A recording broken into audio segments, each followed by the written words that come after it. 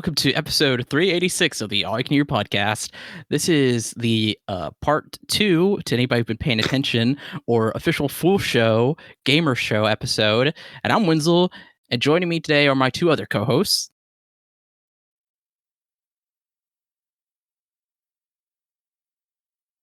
All right, nobody's going to say anything? Okay. Colt! Phil Spencer! Colt always goes before Phil Spencer! Am I wrong for thinking that? Does Colt not always go before? No, I me? was going. I was just thinking of something. I was like, fuck, what can I say? I don't want to say my name. That's boring. Oh, wow. I'm Phil Spencer!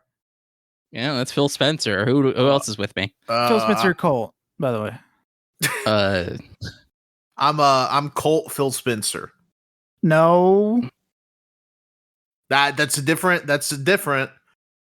You said you're Phil Spencer Colt. I'm Colt Phil Spencer. Did he just growl at you? What the? How did it catch that? That's what I'm wondering. Discord never catches the crazy. I don't know. Was it Colt last week that threw up in his mouth? Yeah. And Discord caught that somehow. Won't catch my cat purring into the mic, but we'll catch Colt throwing up in his mouth and swallowing it and going, ugh. So that's nice. I'm just baller. Yeah. You something. You so good to me. Yeah, baby. I can't. Hey, tack this on the end of. No, I'm just kidding. I'm just.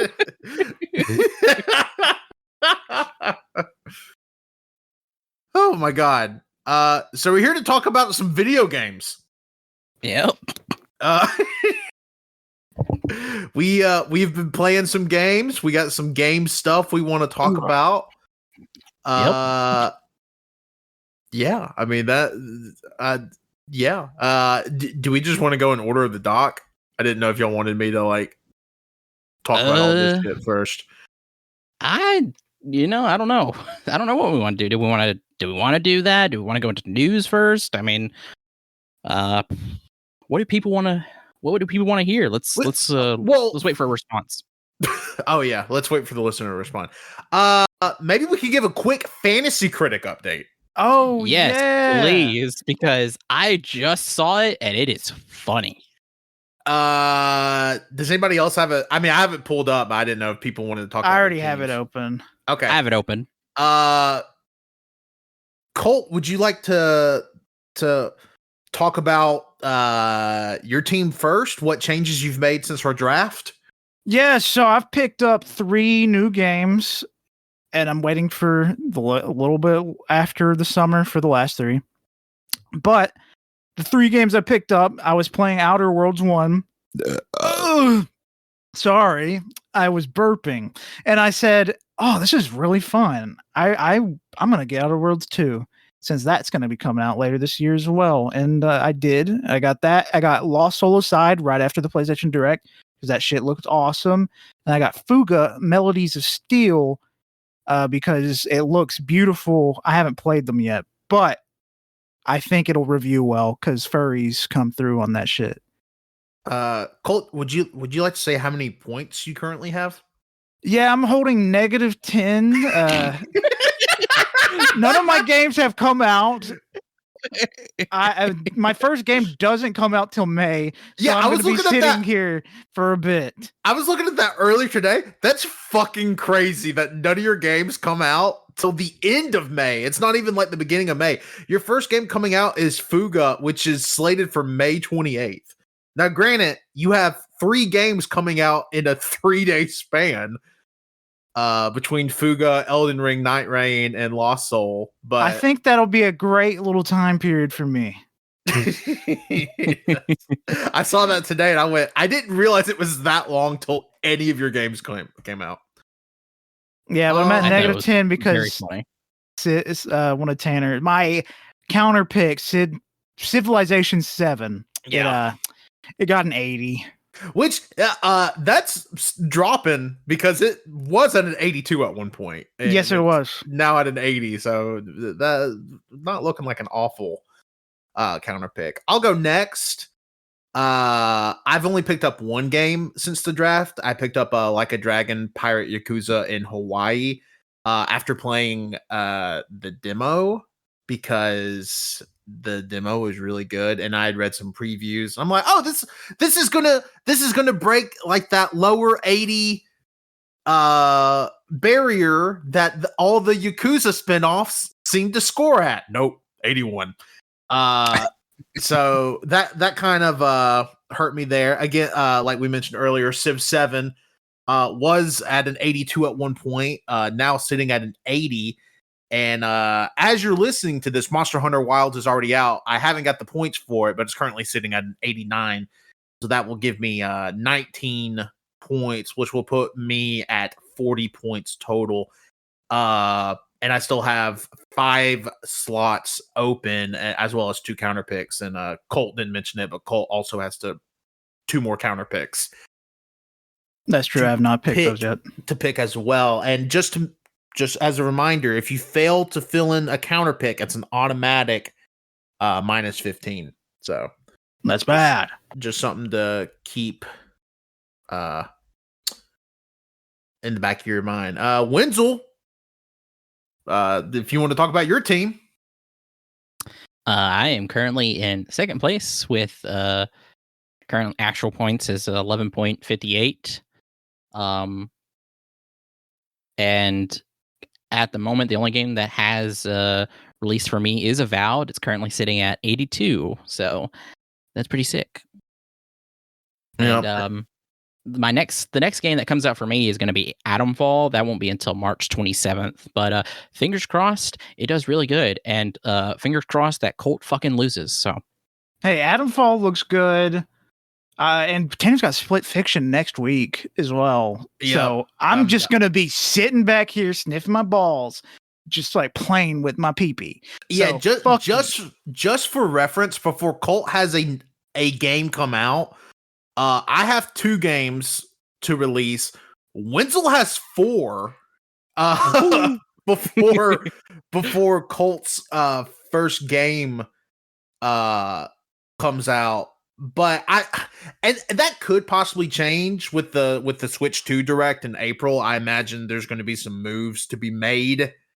Oh yeah, after April 2nd. So I guess it is possible if the Switch 2 were to come out before May 28th, and Colt picked up a random Switch 2 launch title. But yeah, right now, I'm just going to say this. I'm feeling pretty good. I'm surprised Monster Hunter Wilds got such a bad review too. I was expecting 93s, but apparently they made it too easy. So now it sucks shit. Yeah, that's literally the reviews that are like, God, we can get into it with. I'll just get into it real quick. So I've played like 2 hours of Avowed. I haven't been able to like really sink my teeth into it yet. But it's woke, so I don't know why you're playing it.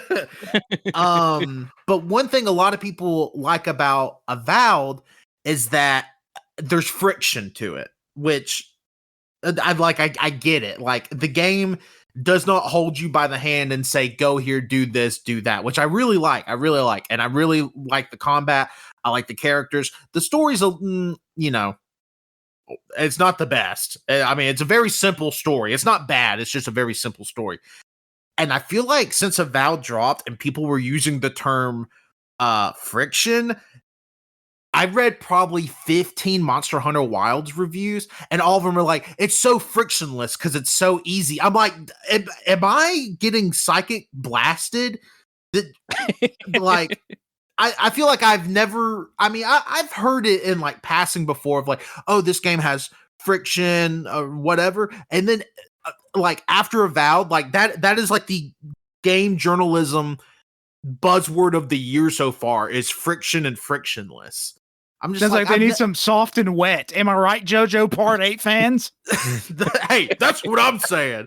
But like, I seriously, I mean, like every major outlet was just like, oh, it's so easy, it's so frictionless, and it really takes you by the hand. And I think there's an obvious reason why they're making this easy is because Monster Hunter World sold like fucking hotcakes, and everybody kind of agreed that was a fairly easy Monster Hunter comparatively. And the thing is, Monster Hunter is not exactly like every game before it. Monster Hunter World, not exactly the easiest to get into. Because I've tried jumping into Monster Hunter probably like 4 different times before I played World, and thank God I gave World another chance, Monster Hunter another chance with World, because I fell in love with it thanks to it, and I think that's what they're really hoping Wilds can be for a bunch more people. If you didn't play World, it probably will be. I bet Monster Hunter is going to sell incredibly well, and I bet a bunch of casual Monster Hunter players, like people that have just played World or maybe this is their first one, are gonna fucking love it. It's just, I don't know. It's so weird to me to like, I feel like we get a type of this controversy every year where if it's not, oh, Elden Ring should have an easy mode, now it's Monster Hunter Wild should have a hard mode. And I'm just like, every game is not going to please everybody with its difficulty. It's just not. And also, if you know Monster Hunter Wilds is going to have a hard mode.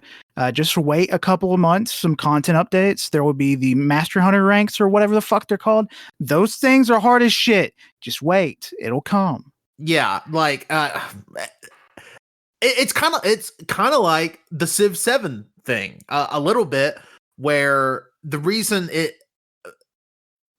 I say it's reviewed. It has an 80. That's a good. That's a very good score. I mean, yeah, that's 8 out of 10. But the reason it's as low as it is because Civ gets better with every update. Because they keep adding shit. They can't add the same amount of stuff that Civ 6 has at the end of its lifespan. Exactly. To the first release of Civ 8. Exactly. So you have Civ 6 over here with all these updates and all these quality of life features. And then vanilla Civ 7 comes out and you're like, oh, this is like a very bare bones civilization. It's happened with every civilization since I've been aware of Civ. Yeah, like, I didn't know you're that old. Yeah. Yeah. Wenzel been fucking cocked and ready for a burn. Goddamn. But yeah, it's so, I don't know. It's just so funny to me that like, I don't know, like, in an industry where so much bad shit has happened in the last 3 years, and then like a legitimately like great game like Monster Hunter Wilds by all accounts comes out, and then the only thing people can find wrong with it is that it's too easy. Like I don't know. I think saying a game is too easy or too hard is kind of a cop out complaint regardless. That ultimately doesn't even matter because, you know, again, that was the argument with Elden Ring. Elden Ring sold how many of millions of copies? I mean, like, even fucking casual, like, people that have never played Souls games before bought Elden Ring. And Elden Ring's probably, like, one of the easier FromSoft games. Yeah. Elden Ring, just for reference, currently, as of December 2024, 28.6 million copies. I mean, I still remember the discussions around Shadow of the Erdtree, people complaining about the reviewers and journalists beforehand complained about how hard it was, and yeah, that shit was hard. Now it was hard. Don't get me wrong, but the thing is like with their complaints, it was like, okay, did you read the guide? Also, yeah, you're supposed to eat the fucking poop fragments, man. and I guess, I guess part of me, I do at least from a game reviewer point of view, I can understand being frustrated with a difficult game when like you're having to beat a deadline and you're like, oh, I actually just can't get past this fucking part and I have to have this review up by Monday and it's Sunday afternoon and I'm like, this is just going to be the rest of my day. Like, I can understand it from that point of view, sure, like, absolutely. I don't understand the point of view, this game was so easy. Like, I don't understand how you can say a game is like great and give it, you know, 8s and 9s across the board and then say, oh, it was so easy I was bored. Like, it just seems like two totally conflicting ideas. Yeah, to me, I I mean, I agree. Like, I think when people say that, like, something's too hard or too easy, like you said, it's a cop out. I'm just like, that in itself is a frictionless observation. Hey, Wenzel, nice. You just gotta realize at some point, for easy and hard, you just gotta realize this isn't for me. If I'm not liking it because it's too easy, it's not for me. If I'm not liking it because it's too hard, it's not for me. Also, Doesn't mean it's necessarily bad. If we're talking about like reviewers or journalists or whatever, maybe don't get an assignment for a game that like I don't know, like if it's thrown on you where you're like you have to do this and nobody else can do it, like okay, I understand. But like if this is not like you're kind of like you know what, I don't know how reviewing journalism works with video games, like if they have to specifically keep to like their genre or what they're good at. But I mean, it's just like I don't know. If you review Madden games, do not review a Trails game, or I will beat you to death. That was almost bad, Colt. Yeah, I changed it. Hey, nice save, bud. Thank you. Yeah, I mean that's kind of where just I stand at. Again, like not to like just hammer it home, but it's really like, man, if the only complaint you can find about a game is that it's too easy, like I don't understand what we're doing. And I have read a couple of other complaints about Monster Hunter Wilds that I'm sure will get fixed in probably a day one patch by the time this episode is out. Yeah, there's some performance. I've heard performance stuff, like what screen tearing. I'm sure that's probably already fixed by the time you're listening to this. So it's not even worth discussing. But yeah, I just always find that funny, and I found it funny with like after hearing and reading the word, oh, this game has friction to it with Avowed, and now I read so many Monster Hunter Wilds reviews, and I've listened to multiple podcasts talk about it. They're like, it's a frictionless experience, and it just feels like you're just glide whatever, and I'm just like, oh okay, that's the word we're using now. Yeah. I mean, that's they're trying to compensate for this trend, like you said, in the currently the video game world right now, where if something's too hard or something's too easy, you know, there has to be, rather than saying, oh, you know, that's probably not a good I don't know, criticism. Instead, they can use a word like friction or frictionless to kind of fill that in. I am writing that down now in my words to use in reviews. I also just want to quickly say I have not made any counter picks or any picks either. Make some so I can get some counter pick going. I will because with so much stuff that's been announced, I'm definitely doing that. My team's probably locked in until after the Switch 2 Direct. I probably won't pick up another game. I mean, I have a pretty solid lineup here. Like, still, like you said, Split Fiction comes out, you know, the week this episode drops. So I'm hoping for an 85 there at least. Oh, it'll do good. Oh yeah. With what I've heard about previews and stuff, it's like, oh, if you liked It Takes Two, it's that but divorceless. So but you want to know what game does have friction to it?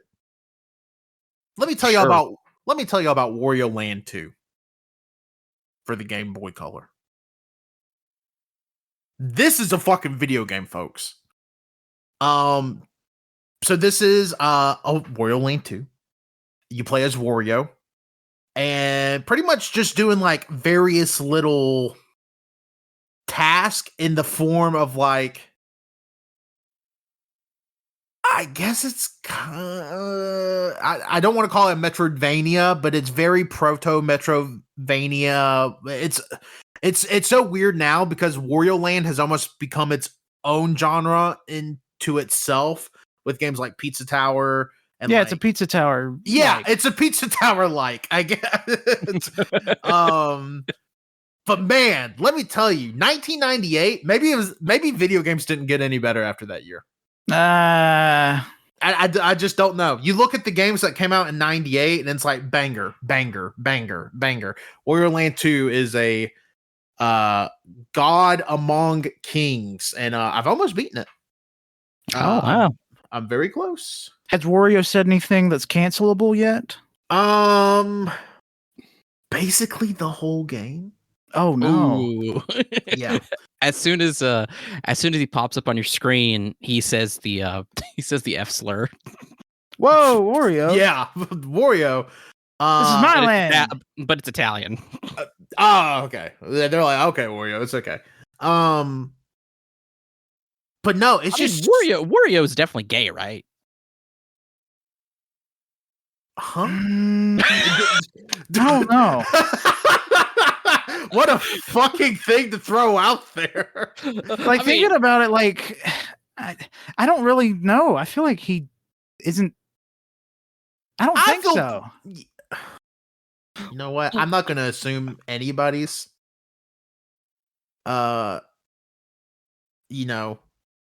interest. Waluigi's gay now. Well, obviously. Well, I mean that kind of makes sense, right? Hold on, wait a minute. Where am I walking? What am I walking into? Are you doing a Parthenope bit? Incest? No. Spoilers for Parthenope. Don't watch it. But no, I was just thinking of like, oh, Mario and Luigi, they're hetero, and then Waluigi and Wario, Jesus, they're the opposite of them. So they're, but then that makes it sound like I'm saying gay's evil. Gay's not evil. I think you might be thinking a little hard on this one. yeah. Wenzel is working himself into a shoot here. Wenzel canceled himself. Yeah, Wenzel's like, wait a second. Sorry, guys, I gotta leave. But yeah, Wario Land 2 is awesome. There's a really cool mechanic in it where Wario has to get fat. Oh yeah. And like there's like a chef enemy that will throw cake in his mouth, and Wario gets just fucking huge, and like he waddles. But is you it can fetishy?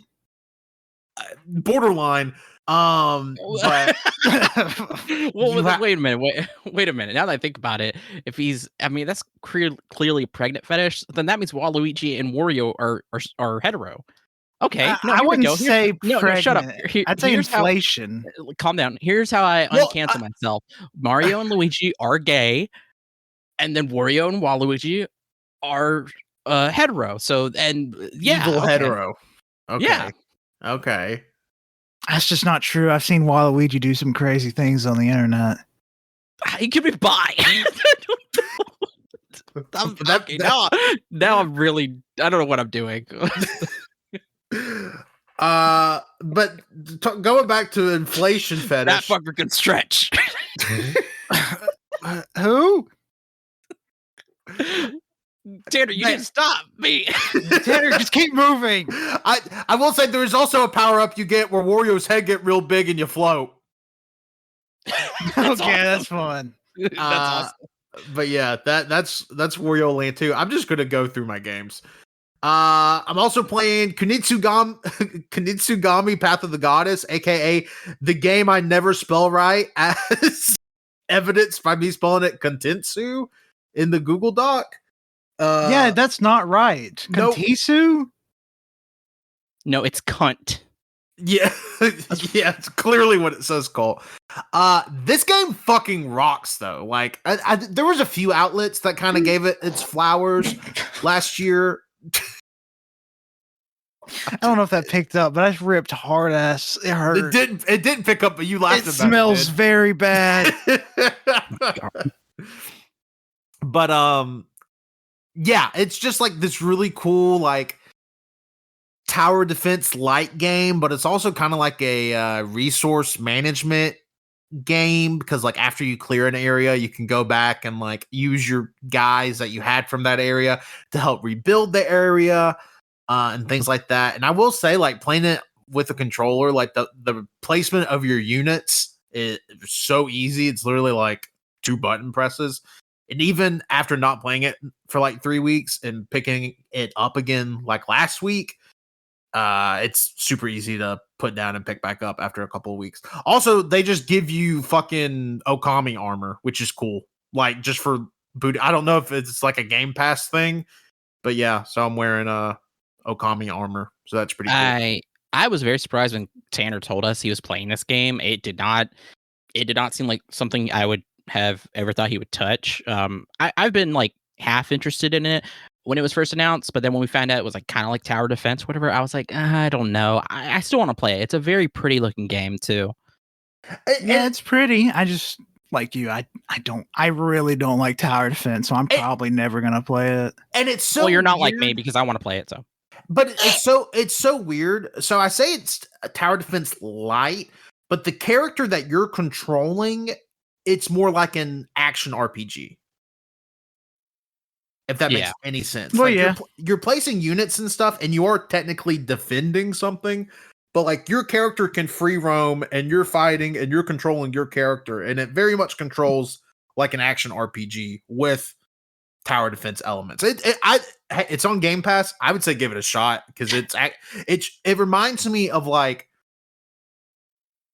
weird like PlayStation 2, PlayStation 3, Xbox 360 games, like the AA space. Like it's very much like, it's obviously not this huge budget triple, quadruple A title, but at the same time it was made by fucking Capcom. So like it's just like it's like all the weirdo tower defense freaks got together in a fucking basement and were like, yeah, let's make this, and they made something really fucking cool. So I would recommend it. Oh, hell yeah, that's awesome. I definitely, you talked about, makes me more interested in it. I'm also playing Pokemon Pinball. I'm just playing that in my downtime. Whoa, how old are you? What did I say? How old are you? No, yeah, that's only an adult word. Well, no, remember pinball. Okay, people who are really fucking old know this. I know this because my dad talks about it. He talked about how pinball used to be age restricted. You had to be a certain age because places considered it gambling when you played it. Really? Only 4 people got that joke that are still living. Well, no, you no, yeah. Well, no, if you remember, so here's one that you guys probably... I believe you, and I know it's true because I have heard that before, but that's such an old man joke. Well, yeah. But no, licorice pizza. There was I believe there was a whole thing in there where, you know, they were having trouble, or they were like hassled by the security or cops, whatever, because they were playing pinball. I mean, that's sorry, I couldn't remember that because I was too busy thinking about the adult courting a child. No, to be fair, licorice pizza, not good. But yeah, like it's just something I think about from time to time, and it just still surprises me. I'm like, man, people back then were just insane. Hey, Wenzel, I didn't know that, so I thank you for the fun fact. Well, you're welcome. Hey, yeah, RFK's bringing back beef tallow fries, so maybe we're getting better. Hey, maybe. I'm pumped to go to Steak and Shake and try their RFK fries. I saw a screen grab today where Steak and Shake was like, and soon all of our fries will be RFK'd. It's the only thing that fills the worm's hole. In his brain, it clogs his arteries. But Pokemon Pinball, it's a fun game to have just like on you at all times. Like if you got an iPhone with that Delta emulator, it's really easy controls, like a dream. And yeah, I'm actually making fairly decent progress in it. I've heard the Ruby and Sapphire pinball game is even better, but I'm kind of just liking the simplicity of like Red Blue era Pokemon Pinball. So that's why I'm playing that right now. Do you catch Pokemon? Yeah, you do. Can you get shiny? I don't think you can get shiny Pokemon now. That's bullshit. That's gambling. Yeah. Hey, yeah. We'll talk about that in a second. But first, Avowed. I kind of mentioned it earlier. I'm still super early in the game. I was hoping to have played more, but between everything else, and then also I've been trying to get through some Steam Next Fest demos, which, by the way, keep your ears open for that. I've only put about 2.5 hours into it, but holy shit, is it fun. such a beast move on Obsidian's part within the first hour. This isn't a spoiler, but within the first hour of the game, your companion that joins you is literally like a fish lizard monster that is voiced by the same voice actor that voiced Garrus in Mass Effect. Oh, hell yeah. And people are equally as horny for this guy as Garrus. So it's a super sick move, and they kind of give you everything all at the beginning of the game, so you can just like immediately pick like what kind of fighter you want to be or go back and forth. Like my guy right now, I have a grimoire in one hand, and I got a fucking longsword in the other hand. But there's builds where people have like a gun and a wand. I mean, just all sorts of crazy shit. That's really cool. But yeah, it's so weird because, and I'm still very early in the game, so I'm still like forming an opinion on it. But it's really funny where like the common sentiment I see with this are people like, wow, I can't believe Obsidian out Bethesda again. Where people, because people commonly refer to Fallout New Vegas as the best Fallout game. And people now call Avowed the best Elder Scrolls game. I don't know. I don't know if I'd go again. I'm only 2.5 hours in. But I do just like the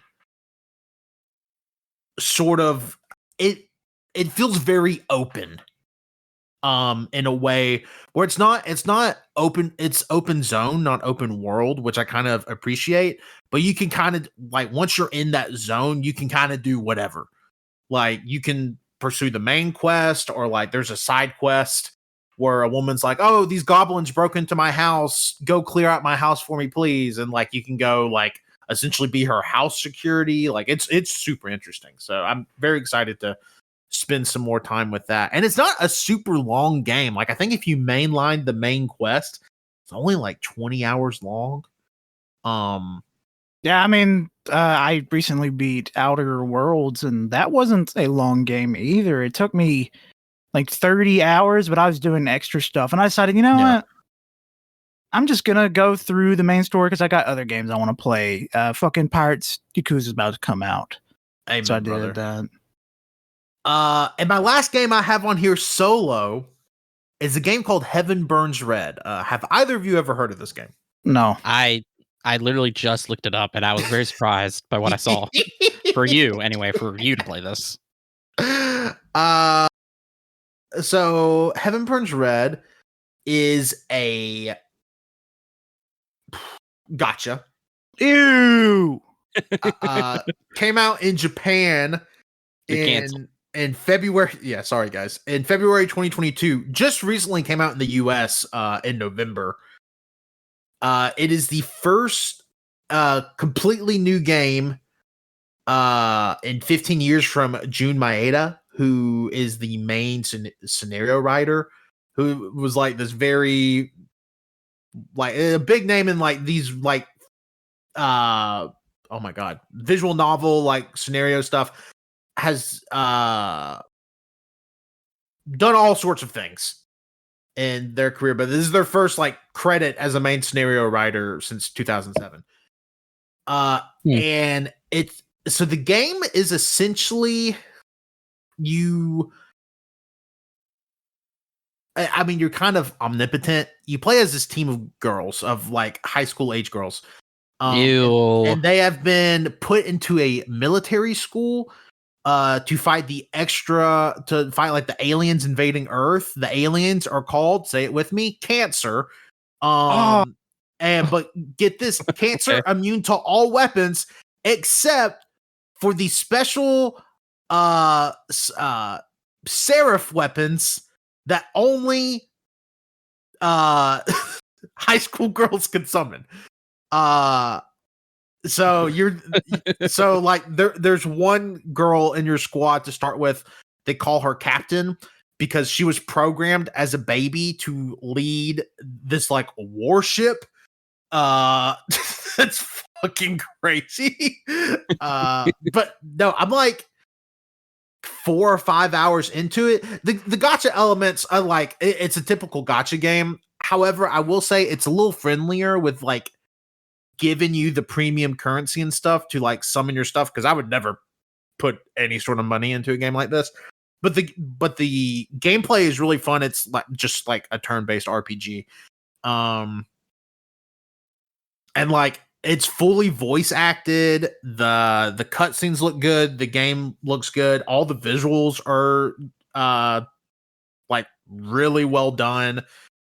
Yeah, it's just a really cool game. I'm going to continue with it. I mean, the fucking score is incredible. But yeah, so I'm going to stick with it. But yeah, that's Heaven Burns Red, and that's kind of everything I've been playing that all of us haven't touched in some form these past like 2 months. Oh, I will say I've been playing a lot of fucking Balatro, and I did just beat Gold Stake with my second deck on the mobile version last night. I don't need a medal or trophy or anything, but I will say I've now beaten Gold Stake with 2 different decks, and I'm currently working on the third. Have you tried any of the new collab cards? I don't know how that stuff works. I see the collab stuff happening, but I don't know how it works. I want to say, and I will say, so all of the collab cards are just cosmetic. Is it just reskins? It's just reskins. Oh, okay.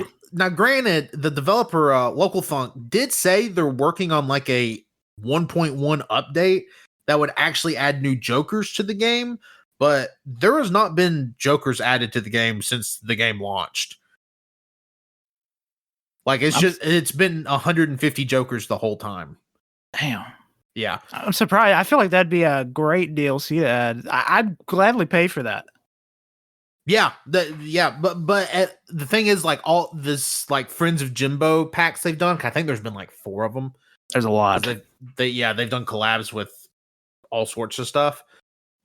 They've all been free. They've just been like free little update reskins. But yeah, I would be interested to see like what the new Jokers look like. And I will say, as much time as I have in the mobile version right now, which is probably looking, if I had to guess, I'd probably say 50 hours, maybe 60. I'm only 37% through the game as far as like a completionist 100% run goes. I mean, God knows how many fucking hundreds of runs in this game. I'm only 37% of the way through. So, yep, that's what I've been playing. Hell yeah. So are we going into all Wenzel or me? We can do Is Wenzel there? Nobody's gonna speak for me. Damn, get him.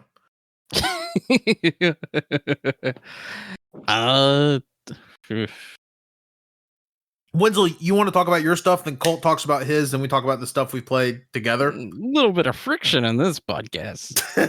This is not a frictionless podcast. Yeah, I'll talk about my stuff. So, as I said at the beginning of this year, I wanted to beat 1 game a month, 12 games for the whole year. And the first game I beat this year, it was back in January, literally right after we did the video game episode, was Thank Goodness You're Here. Yeah, I was everybody talking about it, and then me remembering what it was. I was like, oh shit, well, maybe I got to play it. And they were not wrong. It was very quick. I got all the trophies. I got the platinum for it. It was trying to think, like maybe 3 or 4 hours. I can't remember exactly. Yeah, but, it's not long at all. It's not long. It was fantastic. It's made by Cold Supper, and I really love the animation they have for their studio credit or intro. It's very cool. But like this whole game, as you guys said, it's very British, but man, I love the art, the aesthetic, the animation. It's just Man, it's so whimsical. That's like another word that like I've seen everywhere. When we're talking about words for stuff that are like everybody says for this game is like whimsical, and yeah, it's very whimsical. It has that dry kind of British humor, but it's like really funny with like innuendos. It's also very surreal because there's just some like crazy shit in there. My favorite section, I still think about it, is the meat section where you go into like a meat universe. Spoiler, you go into like a meat universe, and there's like these horror elements in there that are absolutely crazy that I think are actual like um recordings or like testimonies from something, maybe, or maybe from like a story. I can't remember. Maybe they wrote it originally for this game, but it was very creepy. It was really good. um it was just a fantastic, just very like, I mean, no stakes, fun game. At times too, with like some of the voice acting, it kind of reminds me of like kind of like a British Rick and Morty with like Mm. more so Morty, because there's a character who sounds literally like a British Morty. Um, no, it was fantastic. 5 out of 5, 10 out of 10, amazing. I wish I played it sooner, but hey, I played it now, and you're probably gonna hear me talk about it again later. So Yeah, absolutely incredible. No secret how much I love this game. I had it as my number 2 game of the year. Colt had it somewhere on his list. Yeah, absolutely phenomenal. I'm glad you dug it. Everybody I've told about this game that has actually played it, like nobody has come back to me and been like, wasn't really feeling it. Like it's like a quick, you're in, you're out. That was fun. Like I've heard no complaints about it. And the thing is too is like even with how short it is, I think it's honestly perfect for it to be as short as it is, because when I see people who have talked about it, who have rated it still highly, always a con of it is people say like there's no replay value, it's just very straightforward, you're in and you're out. And I'm like, yeah, that's awesome. That's awesome, because don't get me wrong, like certain games, like if there's a lot of replay value for it, sure, fine.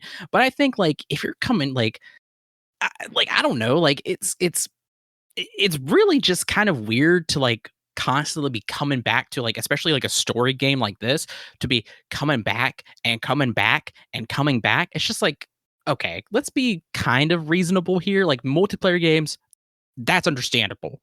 That's supposed to have replay value.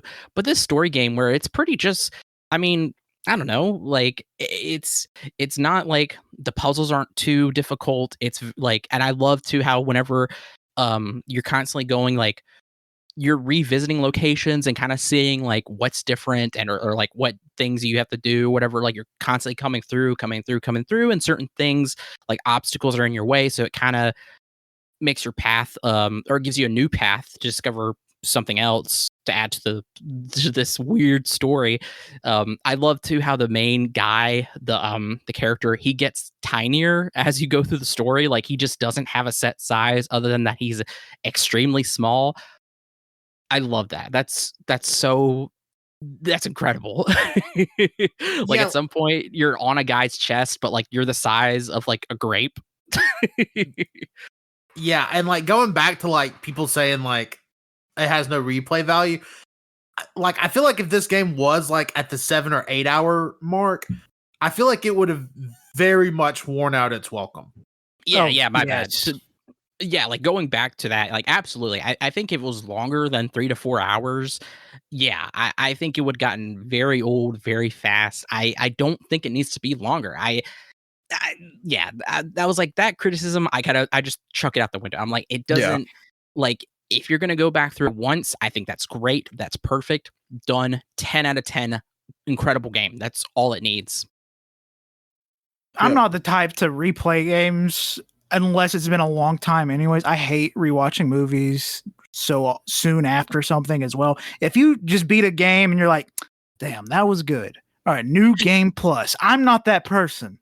I feel like that's too much. There's too many games to play. I gotta go to something different. That's my thing too. Like, how do we define replay value here? Like, are we defining it as like replay as in like you can get like multiple sessions within like a day, a week, a month? Like that's kind of, I don't know, that's kind of crazy. Like if we're talking about replay value of like years later where you want to come back and play it, that's reasonable. I think that's completely fine, because I think at that point, it's been you're so like far removed from it. And not only that, if you're like trying to like reevaluate it or whatever, I think then every game has replay value. This one especially, since it's so short and very funny. Yeah. I think that criticism is so just kind of it has some merits in other places, but for a story game like this, I'm like, I don't think you should. I don't think you should do that for this. I think if we're talking about replay value of like, oh, can I replay it after I just sunk in like 8 hours? It's just like, you just put in 8 fucking hours. Like, let's take a break. Yep, I completely agree. I like I said, I think a game like this would have very much worn out its welcome and not been as critically acclaimed as it was if it's like, oh yeah, this weirdly British humor game is 8 hours long. And you're just like, what? Like, imagine getting to like the end of that game and then like, all right, 5 more hours of this. Like, I love my time with it. Don't get me wrong, but there can be too much of a good thing, and that would have been too much. Yeah, I agree. I'd like also too like again, I give it a 5 out of 5, give it a 10 out of 10. One of the best games of 2024. But when I wanted to get the platinum and I missed one thing that like you don't get till the very end of the game, I remember I was like kind of speeding along to get to that. Because they have such a long intro that like you can't skip. And now that intro is really cool. I love that old real life footage of wherever this is at, of a real town. I thought that was really cool. But like at this point, it's like, okay, I already know all the jokes. I know everything. Like there's nothing really for me to kind of sit with or whatever. Like I really want to get this platinum and see this thing that I missed. Like I like this thing I missed. I don't know exactly what happens in it, but I want to see it, So yeah, I can't I can't imagine wanting to like there's nothing more to really do. And there's something else I was gonna say. Oh, I love too for the title card, every time it pops up, they're using that audio cue where it just sounds like a guy screaming. It's good. It's so good. I can't say enough good things about that game. Yeah, it's just absolutely incredible. Wenzel, I got to hear about the secret. Does Colt know what your second game of 20? No. Okay, yeah. So, but I can guess. I don't want to guess. Okay. I want to hear Colt's guess. What's your guess? Indiana Jones. So, Tina, you don't want to guess at all? Oh, okay. Let me guess, because I wasn't even thinking. Oh man, I feel like you would have mentioned Indiana, and maybe you have to. He did mention Indiana Jones. I'm gonna say Still Wakes the Deep. You're both wrong. Oh, okay. Tanner is in the genre. Oil So mining? What? Oil mining? You fucker. Horror. Jesus. Oh, damn. Yeah. You worked on a boat? Deadliest Catch for the Wii? Okay, you'll get one guess. Wenzel puts up his fishing controller. God, what I was gonna fucking say. So I have talked about playing Indiana Jones. I've been behind on getting back to that. I've played it here and there, but I've been preoccupied. But no, there was a game. It's a horror game. It recently went on sale on it's on. You can play it on itch.io or whatever, or you can play it now on the Switch. And it was on sale for $7, and I've been wanting to play it for years. I don't know when it came to Switch, but they announced forever ago it's going to come to consoles. It's only come to Switch, so I was like, you know what? I'm gonna buy it. I'm gonna play it, and it is Faith: The Unholy Trinity. Don't know that. I have no idea what that is. I imagine you guys wouldn't. Now I will say there was we did an episode for. I think we did an episode for E3.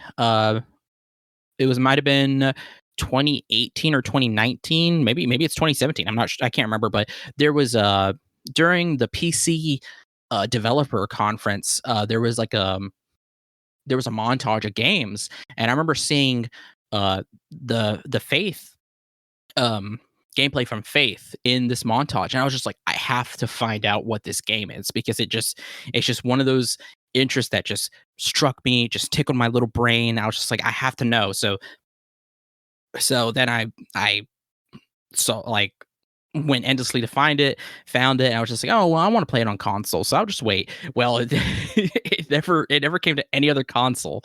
But yeah, like I said, I saw it was on sale a few days ago, so I bought it, and it's pretty much this 3-chapter trilogy of it's an 8-bit kind of retro style horror game about this priest who is who's trying to do an exorcism, and the first chapter is the exorcism kind of goes wrong, so he wants to go back and to finish what he started. And it's I'm trying to think. I had all this stuff in my mind, but I didn't write it down. It's very minimalist, but it's very eerie, very creepy. Um, there's not really much combat to it, but there is some combat, and what that is where you literally just hold up a cross to repel demons, but they can still come back and attack you. So the first chapter is actually the shortest. It did not take me long. It took me about like an hour, I think, to beat it. And there's 5 endings for that, but there's actually one out of that that's canonical. Now, if you're talking about replay value for that, I think the replay value for that is good. And what I loved about that first chapter was how whenever you get, if you get one ending, right, and you beat the game, well, you can continue, and it'll take you back to the exact point where basically this is where, like, you can go and get every other ending. I thought that's really, really neat, very fun. And then you get to the second chapter where one of the endings from the first one is canonical. It's much longer, much more involved, very much creepier too. Like, and then the third chapter is like incredible. It's like it's the final chapter. It's the pinnacle of it all. It all comes together. There's like it's not necessarily super linear. It does kind of follow like a pretty straight timeline, but you're for chapter 2 at least, you're kind of going back, chapter 2 and 3, sorry. You're kind of going back here and there, but it's for the most part it's I mean, yeah, it's pretty chronological.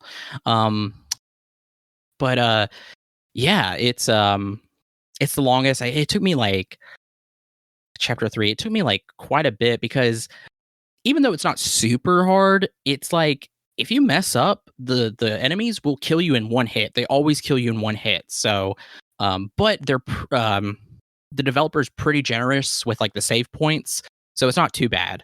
Yeah, I've been super interested in it because it's I'm always curious about these, like, these religious horror games. And with this, when I saw some of the footage, because it uses also rotoscope animation for cutscenes they're pretty good. They're pretty gnarly too, with some of the gore in this game. It just really caught my eye. So I've been wanting to play it for a while, and I finally did. And yeah, it was a pretty fun time. It was genuinely creepy, and like the music's really good. Some of the the first chapter mostly, there is a demon in there. Its design was not really that good, but I can let it slide a little, because I think it was the first chapter, and they're kind of not really, it feels like it's not really kind of developed. Literally the demon in the first chapter is just an albino guy that crawls on all fours, and he has a smiley face. That's really it. That's incredible though. But yeah, like there's just some of this rotoscope animation that I just really enjoy. Like it's very violent, very crazy. And what was really fascinating about this too was that I remember looking up stuff about what other people thought about it, and there was kind of this discourse about it because Airdorf, the developer who made it, um, I don't think it's just one guy. I think there's multiple, but the head guy is Christian. And it was so funny when people were talking about it. People were like, "Is this a game that Christians can play? Is this a Christian game?" And then people were saying like, "Yeah, it is because the lead developer is Christian." And people were like, "Yay!" Um, and then then the discourse kind of goes from that where there's like Christian zealots who are like, you can't depict the images of these satanic or pagan images in this game. And then there's then the other side of the discourse is like people like who have been called anti-Christian atheists, who say it's too preachy.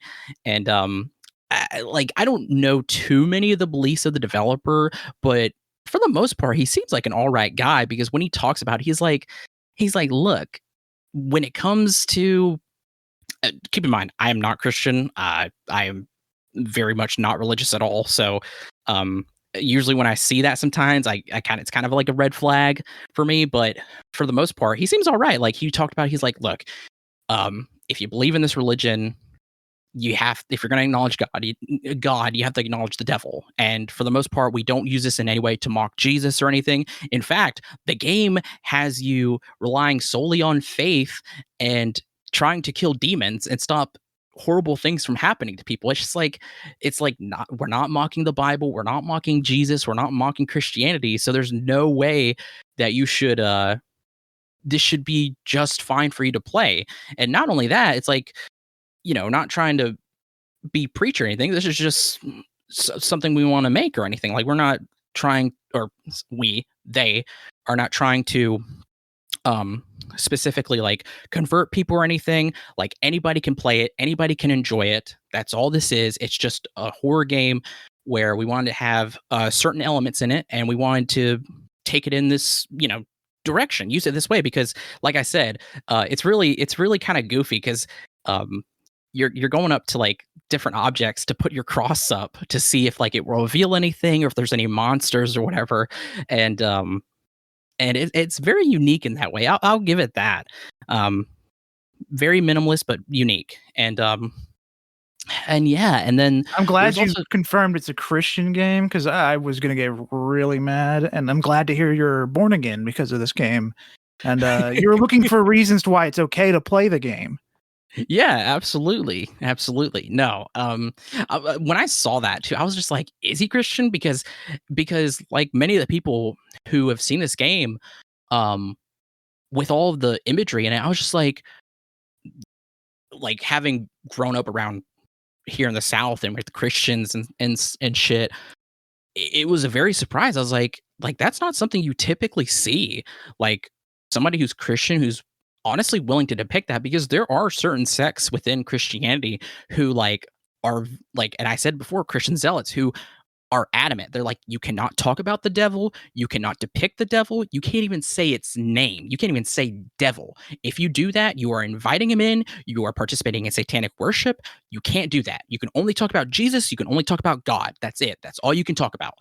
Like there are legitimate people or sects out there like that. So and it's very much here in the South. That's something I've like experienced where they're like, they might be part of like regular, Methodist, Baptist, or whatever, but like they will carry those beliefs where it's like that's really fucking weird and insane. But okay.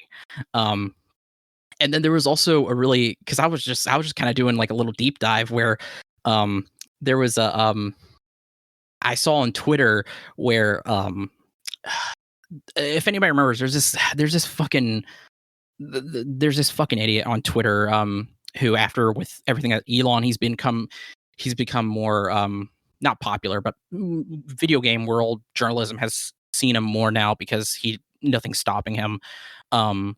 His name is like Grums or something. Oh God, yeah, I know. But the guy that stole breast milk, yeah. but no, there was a funny thing where somebody was making fun of him, and the developer for this game retweeted that, and then somebody tweeted at them saying, "Wow, I thought Airdorf was based on like all these other SJW indie developers. Sigh, I guess I can't buy Faith now." And then they replied to them saying, "Dang, that's crazy. All of our stuff's on sale." So I just think that's funny. And so, like, for the most part, I mean, it just, he seems like an all right guy. Like I said, I was very worried. I was like, oh man, even though having played it myself, I was like, this is pretty good. Yeah, I had a great time with it. Yeah, that's my second game beat of the year.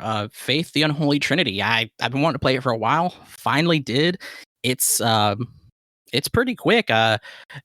If we're talking about like, I'm glad too with chapter 2 and 3. It's pretty, for the most part, straightforward. Whereas chapter 1, there is replay value, but like it's pretty quick. Like you can just get the 5 endings, see what they are, and bam, you're done. Like very neat, tight little game, horror game. So I recommend it. I'm looking at like the development history for it. It's great. So the first chapter released in 2017, then chapter 2 came out in 2019, then chapter 3 came out in 2022, and then the Switch version just released in October. Yeah, it's a real Deltarune. Yeah, yeah, it's crazy. And then apparently a chapter 4 is in development. Yeah, it's crazy. Okay, that I didn't know. That's awesome. Yeah, I think it was for the 2019 show. They were showing footage for chapter 3, but it hadn't released yet. But then they announced that, oh yeah, it's going to come to PS5, it's going to come to Xbox, and it's going to come to Switch. I remember holding out for forever, and then Wario64 on Bluesky, I saw that he shared that Faith is on sale. I was like, okay, well, I'm gonna buy it. So yeah. Yeah, it was a fun time. It was I don't know, if we're talking about like even though some of the it's really dark, it's it has a really nice like retro aesthetic to it. Kind of cozy, you know. Not cozy. It has some crazy shit in it, but yeah. Well, hell yeah. Freaking yay. There's my secret game. What's going to be my third game? I don't know. All right, Colt. Tell me about Sailing the High Seas. No, I think I will. All right. What I've been playing, I've been playing a lot. I'm just going to go ahead and give you a quick update. I've beaten 11 games so far this year. I'm currently, I think, on my biggest break so far, which is like 10 days. If not, it's a pretty big break. I'm currently playing Pirate Yakuza in Hawaii, which is its full name is Like a Dragon Pirate Yakuza in Hawaii, which is still crazy they went with that name. I'm absolutely loving the game. I fucking love Majima. I didn't get to play Kiwami 2, and I know that's the only other game besides Zero that he's playable in. But I've played pretty much every other mainline Yakuza game and almost all the spin-offs as well. I played like 16 out of the 20-something games that exist. And just a fun fact, I was curious, like, how many games have released since Yakuza 0, Tanner? Do you want to guess how many that has been, including spin-offs? How many Yakuza games have released since Yakuza 0? Yeah. Oh God. Are we counting re-releases? Yeah, like Kiwami and Kiwami 2. But are we counting like the ports of like 3 and 4 and stuff? No. Shit, I would say, because God, what? I mean, we got 1 last year. We got 2, probably 11 or 12. Yeah, you're right. It's around 10, but 10, 11. But I'm not sure if I should include the Fist of the North Star game. But considering it's basically a Yakuza game, Okay, so I was listening to something else the other day, and I wanted to ask you about this off mic. Is the Fist of the North Star game canonically a Yakuza game? Because like even Ryoga, they count it as a Yakuza game in the Yakuza franchise. Be careful what you say here, Cole. I might have to cut it out. I'm gonna go ahead and say probably. I'm gonna say no, but they're probably including it because Kiryu, he is a playable skin in the game. Okay. But I don't think it's canon in any way because Ishin is not canon. But I don't something know, like Yakuza fans, you tell me, is he right? Is he wrong? But it's technically a part of the Yakuza lineage, like Ishin. It's just not canon to the main timeline. Yeah. Interesting. But yeah, I fucking love Yakuza. I play every single one of these games. Only modern Yakuza-like game spinoff period that I haven't played. It's Lost Judgment. It's been in my to play list. I've already started it. I just need to get back into it. And after starting Pirates in Hawaii, Yakuza, I will get back to that really soon. It's super fun. The combat's great. It's that good classic beat 'em up shit. And I do have one complaint, and it's one thing that Tanner's gonna just be like, bah, da, da, bah, bah. It's the boat stuff. I wish the boat stuff was not in this game. After 30 hours of playing this game, I am so tired of the naval combat. And that's oh my god, that was my favorite part of the demo. I know. And guess what? As somebody that's a Yakuza fan, I think it is mediocre. It's very un-Yakuza. Yeah. Like that's not typically the type of stuff you come to Yakuza for. I get it. It just feels very tedious towards the end of the game with the higher difficulty stuff because I'm very close to the end of the game. I'm fighting the higher ranked Coliseum stuff.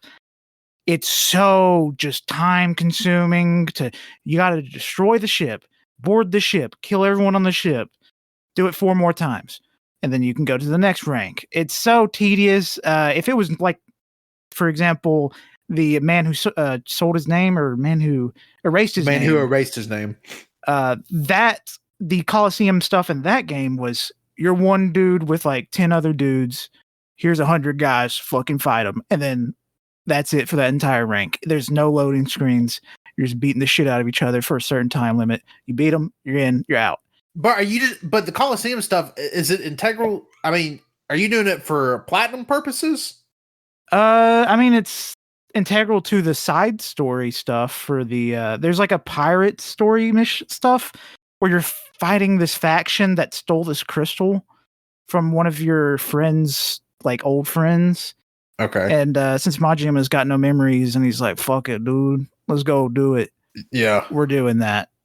And to actually complete through that story, you got to do some of that. And also I do want to platinum it because it seems like it's the easiest Yakuza game to platinum, and it would be my first Yakuza platinum, so I might just try.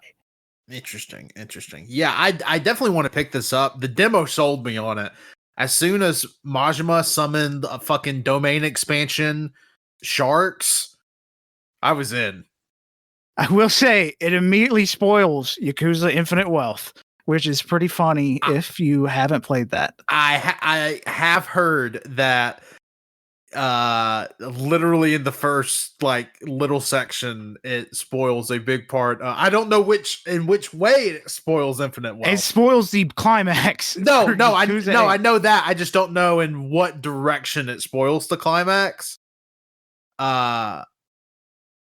Yeah, but I heard that because I was listening to a Game of the Year podcast and they were talking about like Yakuza 8 was getting, or Like a Dragon, Infinite Wealth was getting really high on their Game of the Year list.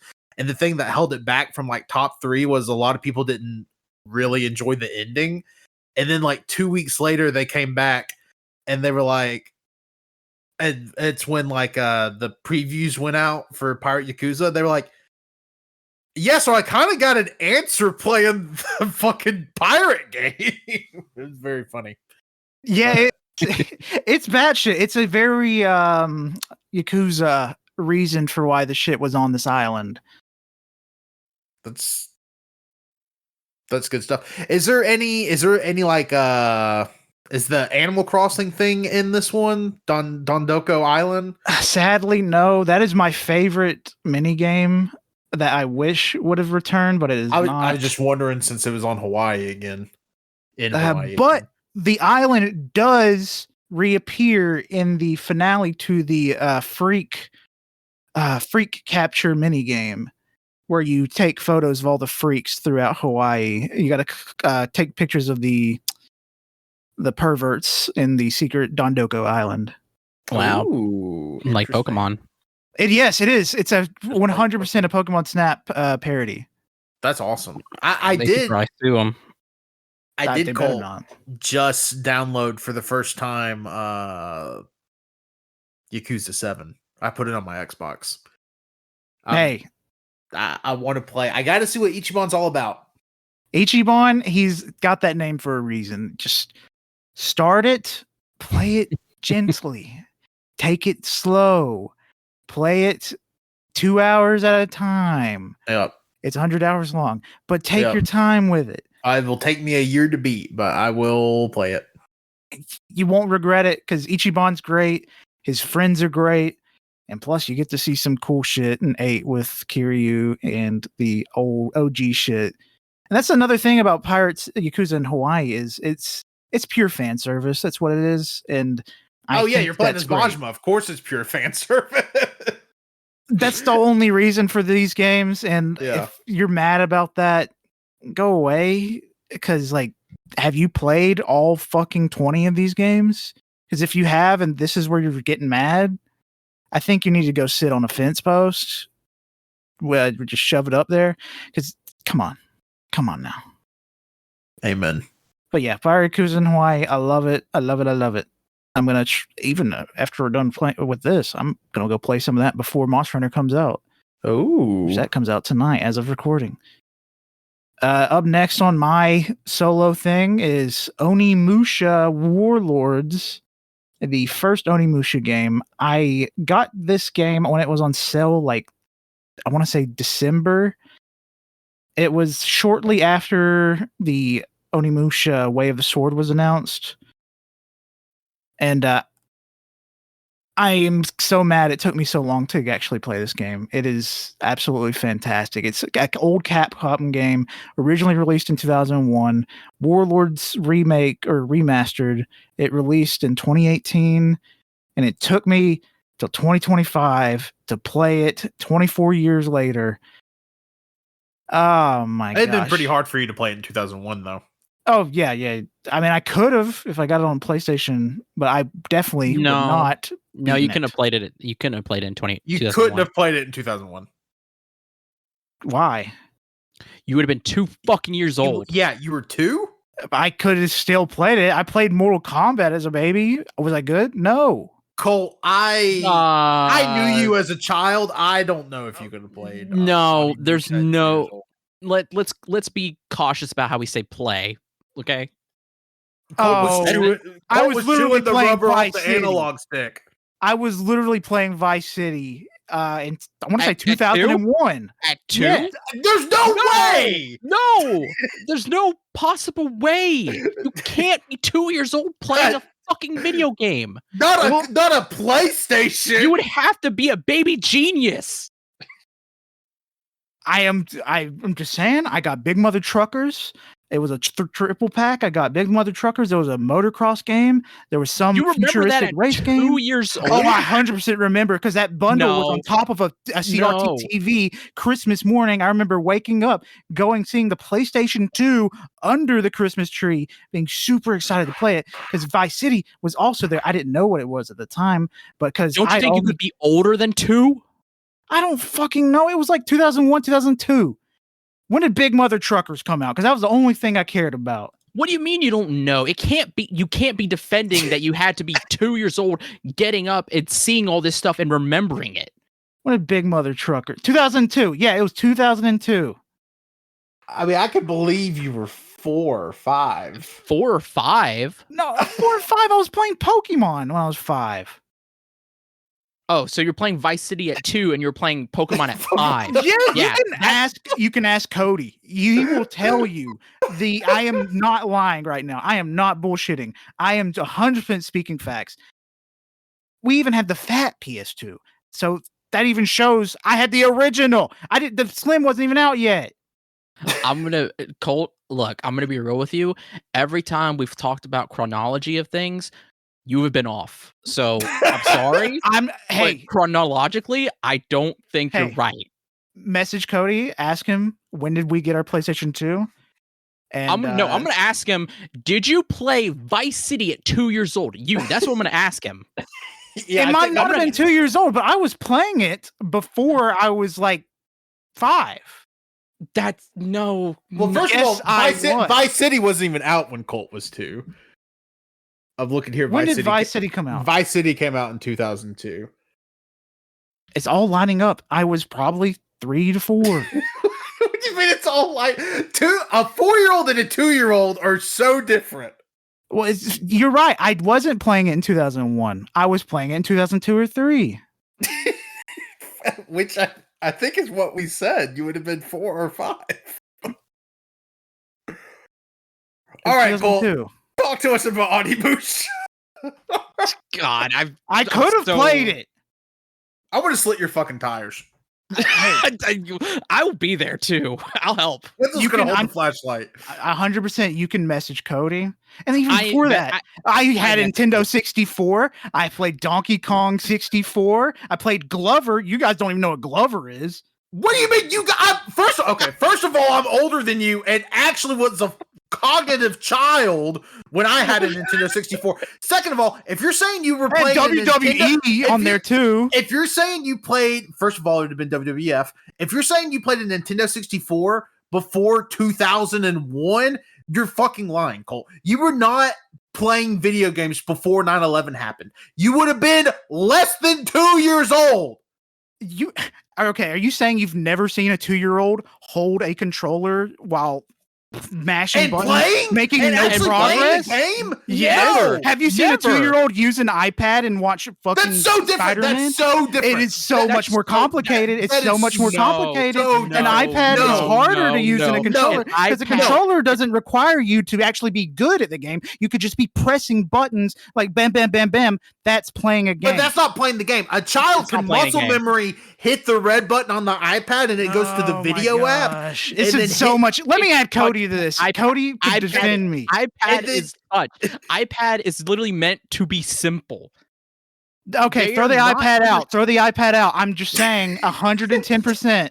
I was playing video games. I have clear, vivid memories of playing video games. I have clear, vivid memories of Cody playing video games and me talking to him while he's playing and me also saying I want to play and getting him in trouble and getting him grounded so I could play. Cool. That was happening after I knew you. That was happening when you were like 9. Yes, I did it till I was like 12. But you wasn't doing it at 1. That's not. I wasn't doing it in 2000. Yeah, you're right. You wasn't doing it when you were 2 either. You were. That's not possible. You would. I wish Cody was here right now. He would rat. He would say if that is fucking true, you need to go to the Guinness World Records and need to tell them this shit. You need to go to scientists. You need to go to historians, and you need to tell them this because this is probably the most groundbreaking study. Is it a baby ever? Yes. Because I don't think so. Yeah, because what 2-year-old can fucking cognitively, consciously play a fucking complicated video game and know exactly what they're fucking doing? Colt was trying to do the hot chocolate glitch in Grand Theft Auto as a 2-year-old. That wasn't out when I was 2. I know it was in San Andreas, Colt. Yeah. I'm fucking 30. Cody also did not help. He just says, we got the PS2 in 2002. I think we got Vice City and SpongeBob game. We did. That's not even Big Mother Truckers, though. We also did. You know what? And Big Mother Truckers. We did get that. You might have got it, but you do realize you can get stuff later. Like, that's completely possible. No, I know. Yes, that is. But I no, it was Big Mother Truckers because it was on top of the CRT that we got for Cody's room. It was right next to the PS2. Oh, it sounds like Cody got Big Mother Truckers. No, It it, sounded like actually, Cody got it. it was more so for me because they knew I liked trucks. What do you mean? Colt, you got to move on. No. You're saying a 2-year-old can't like trucks? You can go fuck yourself. I'm saying buying Nobody a 2-year-old said a that. PlayStation 2 game would be That's like insane. would be like buying That'd a 2-year-old a such a- gun. That'd be such No, a waste it of is money. not. That's such a waste of money. I it's can't such a waste of imagine It's not like money. Cody wasn't fucking 7 years old and he couldn't play it either. buying it for Cody is one thing. Buying it for a 2-year-old or a 1-year-old is insane. We lived in a trailer. Wenzel, I'm not sure if you're aware. I'm white trash when I was little. Okay. That doesn't do anything for White them. trash people tend to not care what their kids play or consume. That's proof to me. I had That's Facebook when I was different. 7. We're talking That's not even the argument we're making. I'm just saying my parents didn't make the greatest choices when I was little. It would be like going to a restaurant and ordering your child in a high chair or ribeye. Yeah, exactly. Thank you. Oh my gosh. That's exactly what You fuckers are questioning my gamer authority and it's making me mad. because it doesn't make any sense for your parents to go into a store and be like, instead of getting all this baby shit, let's buy them this clearly complicated, very in-depth thing and give it to our 2-year-old or 1-year-old child. I'm just imagining going into the electronics. Do you have any good PlayStation 2 games for babies? A 2-year-old? For a 2-year-old? All right, let's see. All right, Cody confirmed 2002. So let's do the math. I was 3. You'd have been 3. I was born May 3rd, 1999. Uh-huh. 3 years old. Okay, that's it. That's the time frame.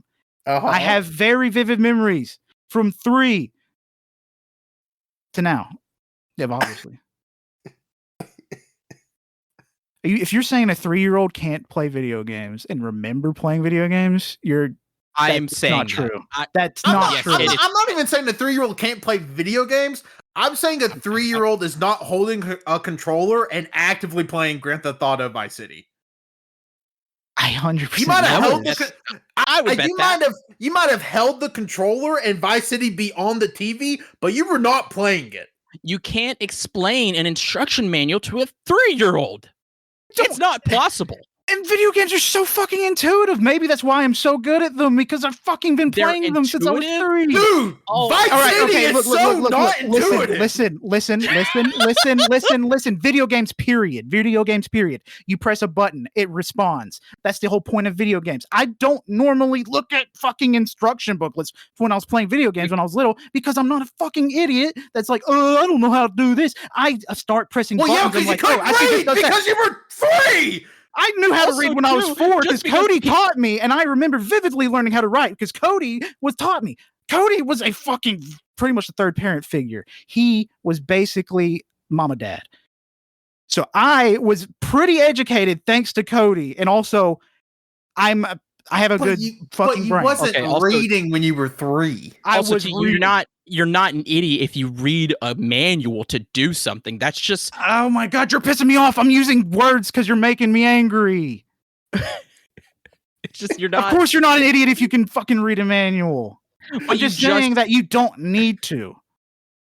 Well, I would think a baby would- would have to. I would think a baby would have to. Oh, what the fuck? No. Babies know how to press buttons. Babies know how to turn on the oven. Babies, hey, listen. Okay, don't say wait. they don't. They Yes, they don't do know because how they to burned turn down on the house. oven. They They know Listen how to to what press I just buttons. said. Listen to what you Monkeys just can turn said. an oven on. Monkeys can turn an oven on. A dog can turn an oven. All that happens is press a button. They don't know what they don't know. Yeah, what but they're they don't fucking know doing, that that's what they're doing. though. They don't know that. That's They don't the know what whole they're pressing. argument. They're just pressing something. Like a baby can chew on a fucking rib, but they can't eat it. Oh no. No. You guys must have been some dumbass babies. I'm just gonna say. You guys were some Yeah, because we were stupid-ass babies. Yeah, Because I wasn't. I'll admit, I wasn't. I wasn't playing a game on a fucking PlayStation 2 in 1997 when I was 2. I'll say it. 100% agree. If that makes me a stupid baby, I was a stupid fucking baby. Yeah, sure. I agree. I was literally just, you know what? I don't know because you know why? Because that was so long ago, and I was I was not conscious at anything below 4. I got a Game Boy when I was 4 years old, and I got a Muppets game and a Tom and Jerry game. And I You was guys just 4. didn't game like me. You didn't have that got it. older figure that was addicted to video games at the time. That like I did. Also, you didn't have your cousins drop off their entire NES collection in like 2000. I remember this. They gave us their old NES games. That's Colt, where I got that Colt, Jaws cartridge. If Wenzel remembers in high school, I have a Jaws cartridge and I have a Super Mario 3 cartridge. Those came from my cousins that they gave to Cody and I when I was a baby. He was like 5, 6, whatever. And I remember watching Cody play those. I don't remember playing those. You were not remembering shit when you were 1 year old. I don't know how you can say that when it's my brain. Because you just can't. When your babies remember when they're in the womb. They remember the beating of their mother's heart. No. Let's hold on there. So if we're talking about instinctual primal stuff, sure. But if we're talking about I was a gamer in a past life. I killed myself in the 80s. If we're talking about actual cognitive memory, that's different because there are special cases. There's a specific term for people who can remember that stuff. Especially like there are literally like we can't exactly prove it, but there are cases of people remembering when they were born, everything from when they were born until now. There are special cases of that. If that's you, then like I'm saying, that's a huge scientific thing. That makes you a very special person. And if that's the case, then you So you're saying you can't remember like a certain specific spots from you were little, like very specific spots? 1 year old? 1 year old is not possible. Most humans can't remember things at 1 year old. That's why when people recall things, they can only recall things up until 5, maybe 4. Now, I mean, of course, when it comes to like complicated shit, like or mundane shit. No, we're talking about memories. We're talking. I about would say memories. getting a box of NES games would count as mundane. We're talking about memories. Now, if we're talking about not to a kid, things, like the video games were a huge part. But you wasn't a kid; you were a baby. I mean, it was a stroller. All right, so Cody was also a kid with me. It also happens that he was old enough to play these games, and he would put them on the TV, bright colors. I see Cody's having fun. He's laughing. He's having fun. I'm a baby seeing another person have those emotions. I'm thinking, I'm going to have those emotions too. So I'm going to connect these good feelings with video games. Okay, but that's okay. So you can connect those things and have those impressions. You could be remembering the things Cody were doing and then implanting those on yourself. That's possible. Why would I remember those and not me playing? Because you're just remembering the feeling, the general idea. Like, I mean, memory is a tricky Why wouldn't thing. that doesn't make sense. If I can remember Cody playing, then why can't I remember me doing something? Because you maybe didn't play these things. You might have watched him play, and then you're. Why can't I remember comprehending what he was saying and doing? Because you're a fucking baby. What? You're asking me why you can't remember comprehending? No, why can't I remember comprehending? You wasn't comprehending human language at 1 year old. I'm sorry. I wasn't. Not at 1. No, you're right. My bad. We're talking about the year 2000. Yeah, sure. But I can still infer emotions. May not know what that meant as a kid or as a baby, but guess what? It was fucking programmed into me through my brain. I mean, yeah, kids are sponges, you know, whenever that's why when kids, they typically know their language that they're born into because they hear it. So they understand words. Sure. But again, memory is a tricky thing. It's not perfect. My brain's melting. I can't even remember. I'm going to have to message Cody again. Did I play PS2? Well, see, the thing is, that's such a different question than did I play PS2? Did I play PlayStation 2 when we got it for Christmas that year?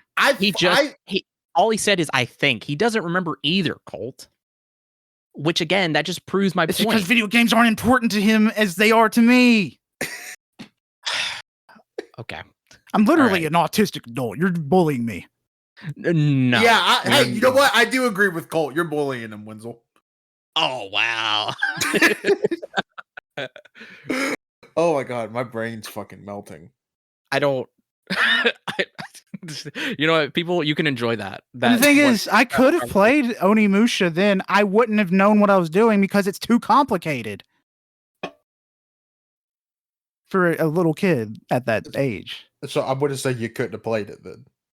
You can still play it. Holding the controller and walking around is not playing Onimusha.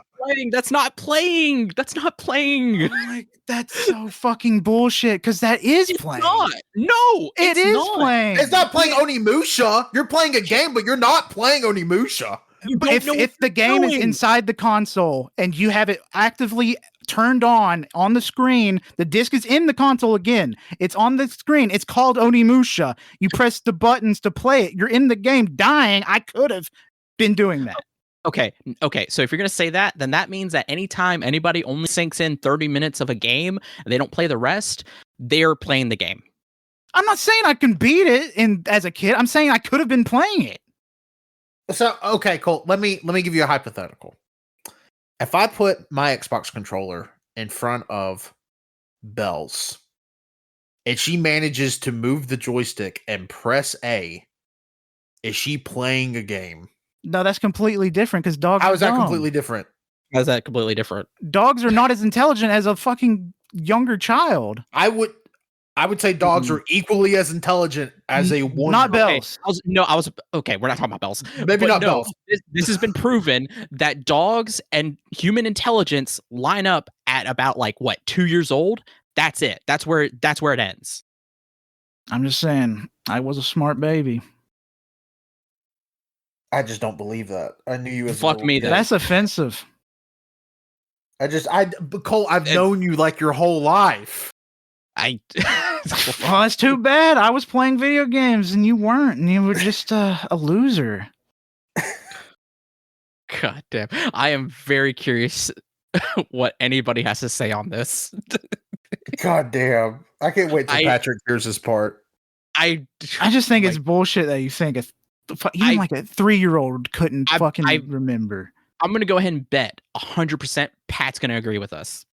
Oh, yeah, 1,000%. Pat's too fucking old to be. He was fucking. Fuck you. No. Let's be real. Pat was the video games that Pat had when he was 3 years old were so fucking bad. I'd kill myself if I was a baby. That's not okay. I don't even think that's the argument. He was 93. You didn't have good games. I'm just saying. If I was born in the 80s, I would totally be part of the generation that says, I don't see the appeal. It's a waste of time. Well, that's crazy. Those games suck shit. Because by the time you would be old enough to actually play games, you would be close to I wouldn't be playing them. I'd be playing baseball and getting bitches. You played baseball as a kid! Yeah, that's not video games. You didn't get bitches, though. Yeah, because I played video games. Such a hard life to be a gamer. Anyways, Onimusha's great. It's made by Capcom. It feels like a super unique experience. It includes puzzle solving, similar to Resident Evil. I'm not sure the developer teams that worked on Resident Evil, if they worked on this. Fuck, you made me go on that long ass tirade. And I genuinely love Onimusha. I love Onimusha. And it should have been about Onimusha because it's genuinely a fantastic game. And it's a damn shame it took 8 years to remaster the second one. It comes out in May.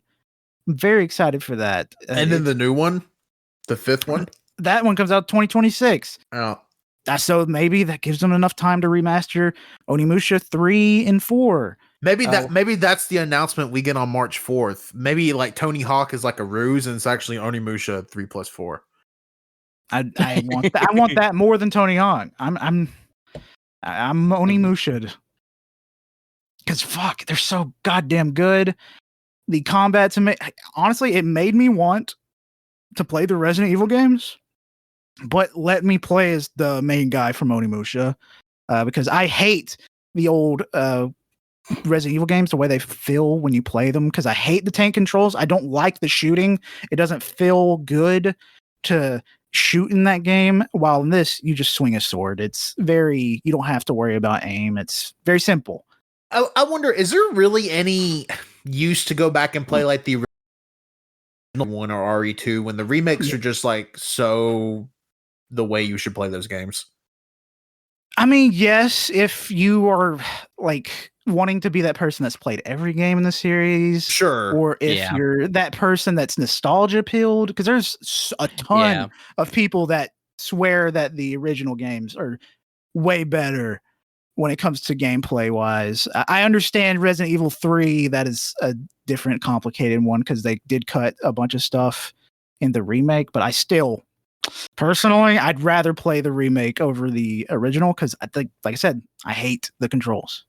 Oh yeah, I think just that, seeing original Resident Evil gameplay makes my head hurt. same. I think in the modern era now, like, and with the newer entries into the series, it doesn't really make any sense anymore. I think just go through, the remakes. Hopefully we get that fucking hopefully we get the 5 or 6 remake news about that's been bubbling. So yeah, they had a fucking PS5 version and Xbox versions that came up in the ESRB ratings for 5 and 6. Yeah, which is strange because I hope those would have to be remakes, because why would they do a remaster when 5 and 6 are already playable on the new consoles? Yeah, it doesn't make any sense. Yeah, I think from what it looked like, it seemed like it sounded like 5 is staying the same, but 6 is a remake. I don't know. Maybe I'm making that up. I hope they're both remakes. If anything, I hope that 5, it stays the same, but the graphics are better. But 6, they completely redo the story because I don't like 6's story. They just make a new 6. Yes. Yeah, I would want that. I mean, like, it makes sense to redo both of them. Just I would want the story to line up so it's chronological with everything, and then we can get back to finally fucking Resident Evil 9. But yeah, I highly recommend you play Onimusha. It took me, I want to say 3-4 hours to actually beat it. I beat it in one sitting. I thought, okay, I'll be playing this over time. I played it on easy because I like to actually play games. I don't play games for difficulty. I play for story, aesthetic. That's strange. Hey, not really. Yeah, it is. Why are you playing on easy since you're so fucking smart, apparently? Because I'm consuming the art form. Yeah. And it's just it's a game that's it adopts the drawn backgrounds that you just run through. It's similar to Final Fantasy VII and the original Resident Evils. I should really just use those. But it's so good. I can't wait for Onimusha 2 when it comes out. The fact that they used a real person for the main character in Onimusha 2 way back then when it first came out on PlayStation 2. And they're doing it again for the new Onimusha. For 5, yeah. You know what? I don't feel that weird about that because they are paying the estates. So yeah, I mean, if they have permission, go for it. Yeah. And plus, those people look awesome. They genuinely look like they're super attractive people, and they look cool. Yeah, 5 looks really cool. I really want to play the first one. MinMax, they did like a deepest dive on the first Onimusha. They did like a 2-part like podcast series about Onimusha, and it got me interested in wanting to play. And it's like you said, it's super short, so I'm sure I could beat it in probably 3 or 4 hours. So yeah, I definitely want to play it. And the third game's got a famous actor, Gene Reno. He was the Leon in the Leon the Professional. I haven't seen that, but he even recently said that I would be cool with, or I'd be down to do a remaster of Onimusha 3. And the thing is, he's 70-something years old. So I think that's pretty That'd awesome. be awesome to remaster a game, but like the main character was like based off a real person, and they got the main person to come back. And it was just like an old ass man. That'd be awesome. I mean, he was an older dude. I'm gonna say, well, he was like 50 something. Well, yeah, when 3 would have came, if he's in his 70s now, yeah, he'd been in Yeah. his 50s when 3 came out. Fuck yeah, just make his character model 76 years old like he is. Yeah, that'd be sick. I'm excited. I want to play Onimusha 1 and 2 now. The new one, it looks really cool. I didn't realize the main character. Maybe they said it, but I might have forgotten that the main character is based off of the real legendary swordsman. Yeah, they said it in that. Miyamoto. Yeah, Okay. that reveal trailer. And it's basically it's Onimusha 5. It continues the story in that world after Onimusha 4, which is really cool. Hell yeah. That's awesome. God damn, we're at 2 hours. That was like 45 minutes of you guys not listening to my heart. Yeah, it was definitely 45 minutes of somebody not listening. Anyways, Yeah. talk about Elden Ring Night Rain. This was technically Wenzel and I, but Wenzel didn't get to play because did I play? You what? No, I did play. I did play a little. So to preface this, Colt got to actually play in the network test with people. We had thought that the multiplayer system was working, where you could play with your friends. It wasn't. They disabled it, so it was only just random people. And Colt got to play it, and I stuck around for probably 2 hours of me just waiting for players to arrive in the waiting room. I kept saying after 30 minutes, I was like, I'll give it another 30. I'll give it another 30. So I waited 2 hours. I never that got would have made me into. set my PlayStation on fire. I never got into a session. It doesn't help that it was a Saturday play session, and that's the day that everybody would be getting on that got a code. Yeah. But I did get in, and I got to play 2 rounds. The first round ended on day 1 because guess what? When it came to the final boss, none of the enemies would spawn for me. And the thing is, I couldn't go down, and the only way to end a session is for everyone to go down. Every time I tried to get killed, it would respawn me, and I just couldn't do anything.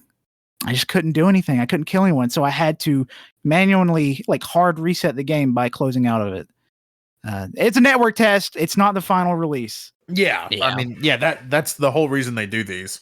Yeah. But I did get to it in the second one. I did do a complete run. It took around 45 minutes, which is what they said when the game was announced. And holy shit, this game is pretty fucking fun. It's my most anticipated right now because when the multiplayer is actually accessible for playing with your friends, since the password didn't work in the network test, it's gonna be crazy. I'm very excited for it because you can actually do 2-player sessions apparently, because you can have the password set to 2 players or 3 players. Yep. And I really like that. Yeah, it's really cool. I did get to try out the characters in the training room. I mean, they're pretty cool. I think I know who I'm gonna go for. So, yeah. Oh yeah, I'm the default guy. Don't say it because I'm going for him. Wilder. I said his name, Wilder. I get it. But no one else plays fast like him. Everyone else. I get slow. dibs. I get dibs. I said dibs. And I don't want to play. I'm actually interested in this because I heard it sold as Fortnite Elden Ring. Yeah, I mean, you do come in on a glider, and there's a storm, right? You have to stay in the circle. And there's loot chests. Yeah. So, and it's only going to be $40 at launch, and it's coming out like the Friday before Memorial Day. So it's coming out for a 3-day weekend, $40, and it's going to be crossplay. I'm interested to try this one out. Yeah, I mean, I was going to get it anyways, but even after playing this network test, I was sold. I would have pre-ordered it immediately, but I had to wait till I got paid, and I did. And now I have it pre-ordered because I trust FromSoft with my heart, and I would give them $60 now if it meant I got a fantastic game 3 years from now. Fair. Hey, hell yeah. If they gave us Bloodborne 2, Yeah. I'd give them $100 right now if they give me Bloodborne 2 in the next 3 years. You ain't never getting it. Sorry. That's true. Shuhei Yoshida exposed him. You ain't never getting it until Sony buys 100% ownership of Katakawa. And Sony forces FromSoft's hand and Miyazaki retires. But Bloodborne 2 is going to be a live service game, and it's going to get From Software axed completely. Actually, there's yeah, after it sells 15 million copy, after it does like $1 billion in revenue in the first quarter. It just did not perform as well as we thought. It was reviewed great. Yeah. But no. Yeah, at the highest reviewed live service game ever on OpenCritic. Unfortunately, we just didn't have room for these 3 QA testers making a combined $85,000 a year, so we had to get rid of them. And so we're the people that we do keep. We're gonna make them go make live service games for God of War. Yeah. Also, we gone. did just give our CEO just a small little bonus, just for thanks for hanging around, $25 million. Yay! And didn't they just fucking kick Herman Holst down to not CEO? So, not CEO? What? that's also what I thought he said, and I had to listen to it in my head. I'm like, that's not what he said. It's pretty fucking crazy with his name. From what I heard, it was more of like they were, because it was two of them as CEO. I guess the other one won him over in a battle. It was Herman Holst and the other guy. Well, the other guy, from what it sounds like they're restructuring the whole thing, because apparently the other guy that was CEO of PlayStation is like the next in line to be like the CEO of like all of Sony. So they're like going to move him out, and Herman Holst is still basically CEO, but not CEO by time. I don't know. I couldn't understand it, and I could be getting all that wrong, but it sounds like he's still there, and they're making 7 new Horizon games. Hey, as long as they're not live service. Speaking of Sony, just real quick, did you see that the PSVR 2 is getting a price cut? Hey, it's a good price cut, and I still got mine cheaper than the price cut. Wait, I'm just getting a notification that says the PSVR 2 is live service too? Yeah, they're doing a live service. I had to throw that in there. And also apparently there's a rumor that Astrobot PlayStation 5 bundle is coming out for $400. Is it digital? Yeah, the digital PS5 and Astrobot for $400, and then the PS5 with the disc drive and Astrobot is $450. Still feels overpriced. We're 5 years in, guys. Hey. You know what? Never mind. I forgot with the political stuff. Never mind. Make it $800 and that'll be fair. Well, you also have to remember that the Pro was $700 last year. Yeah, that's going to be $1,200 in a couple months. Give it some time. God damn. Oh man. So Overwatch. Overwatch 2. Not the first. It's back. Lots of people are saying it's back. Actually, I don't know if that's true. They finally released Overwatch 1 after Overwatch 2 again. They added everything they removed from the first game. It only took them 2.5 years, but Overwatch 2 is in a perfectly playable state. Yeah, because it was not playable before.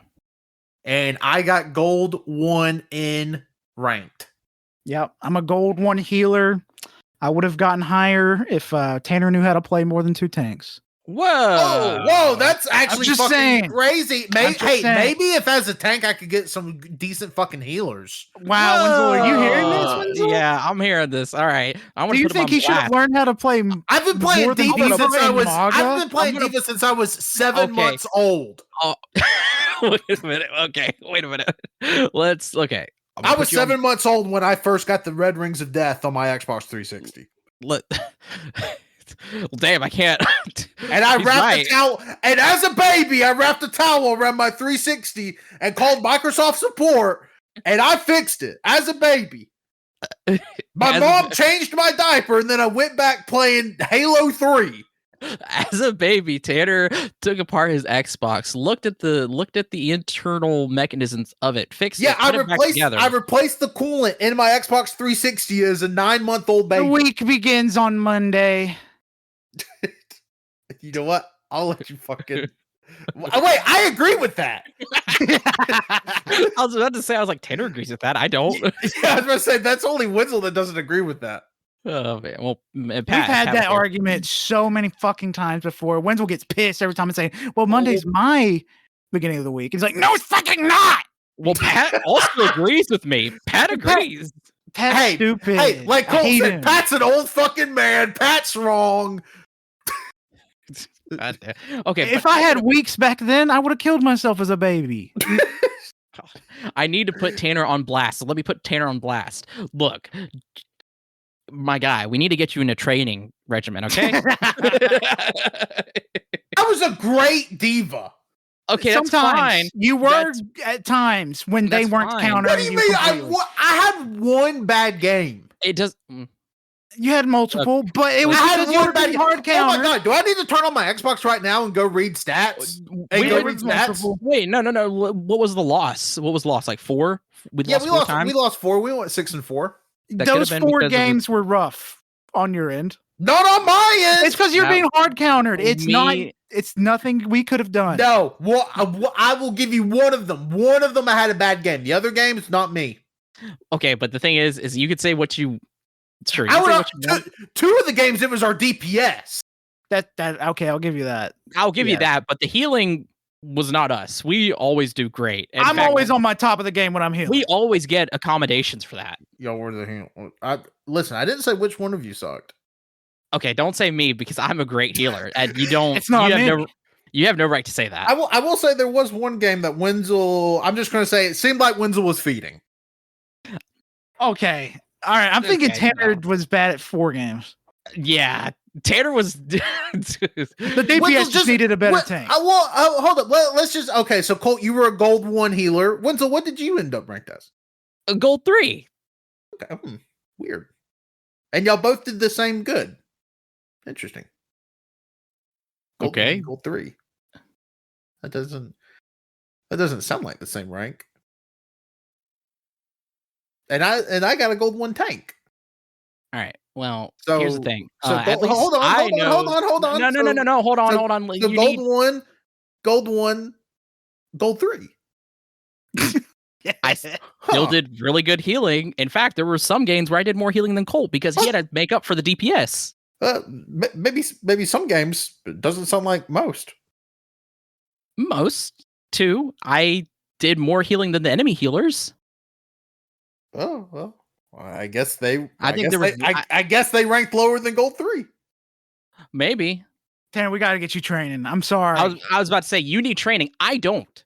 It kind of sounds like you're not even at Colt's level. So it sounds like, as far as this group goes, we have certifiable evidence that you need training so you can be as good as a healer as Colt.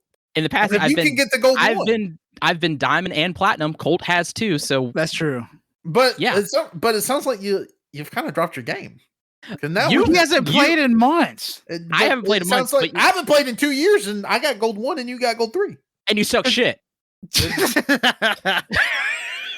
That's just listen. I'm just trying to make the numbers make sense in my head.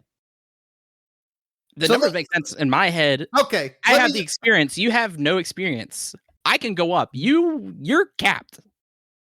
No cap. That seems crazy that you say I have no experience. You have experience, but yet I'm ranked higher for tank in my class than you are in yours. That's true. You did play tank. You play tank. That is true. I do play tank. So why don't you play healer and see how we do then? Are we talking about we should play the class that we're good as? Because if that's so, maybe you should find a different class, Wenzel. Well, that's maybe you need to find a different class. That's a complicated thing because you would actually have to be playing at Wenzel's high score of diamond level for him to hit diamond rank again. Well, my highest was platinum. Well, platinum. Where were you diamond? DPS? Wait, is diamond higher than platinum, or is platinum higher than diamond? Diamond's higher than platinum. Oh, my bad. Then no, it's backwards. I hit diamond 5 at one point in my career. Okay, there you go. Well, I'm just saying, seems crazy that I'm being called bad at gold 1 and Wenzel was gold 3 because you were bad. You got to learn how to play more than fucking Mog. You got to learn how to play. Also, it seems crazy that we all agree that Colt was a good healer. Gold 1. Me, I was a bad tank. Gold 1. I'm just trying to make the numbers make sense. I'm just trying to make the numbers make sense. The four games that we lost were due to the tank. Also, too, if we want to, I can call up we had this prepared. I can call up the people that we played with. They will give their testimonies. And they'll say, "Man, that diva fucking rocked." Except for that one game.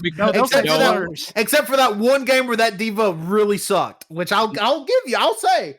I remember specifically in the chat, 7 or 8. People were saying, "What's going on with our tank?" That was the game I sucked in. You know what's really funny? But also, I seem to remember in our chat, "Where's our heals?" I actually remember seeing that. What? Yes, you did, but I got mad immediately because that fucker was being stupid and he was feeding. Oh, yeah. Weird that they're being stupid, but when somebody was questioning me, which at one point as tank, I did have the highest damage and damage mitigation. We could check the scoreboards right now. They're still on our profile. Go check them. We can go check them. Check them. I had one bad game in comp. Are we doing this? I don't know if we can do this. I don't know if we can do this. I'll do it. No, it doesn't need to be Tanner. I just turned on my PlayStation. Okay, go for it, Colt. Jesus Christ. I'll do it. I'm turning on my Xbox. Absolutely I hope you don't have to go to work early tomorrow, Tanner. It cannot be Tanner. Tanner is so biased. I'm going to read what's on my screen. He's going to make up numbers. I'm not, because Colt's going to have it pulled up on his, and he's going to be able to see too. I'm watching Overwatch 2. Give me some time. I was about to say I'm logging into my Xbox. Okay, you guys do that. I'll riff a little. Overwatch 2 is very fun, very much more playable than it has been. Me and Colt at least dropped off back in September last year, 2024. But now it's really fun. There's a new perk system's fantastic. The perk system's really cool. The perk system is really cool. And the loot box system being back and being like you can earn those, that was something they should have done forever ago. They should have kept that.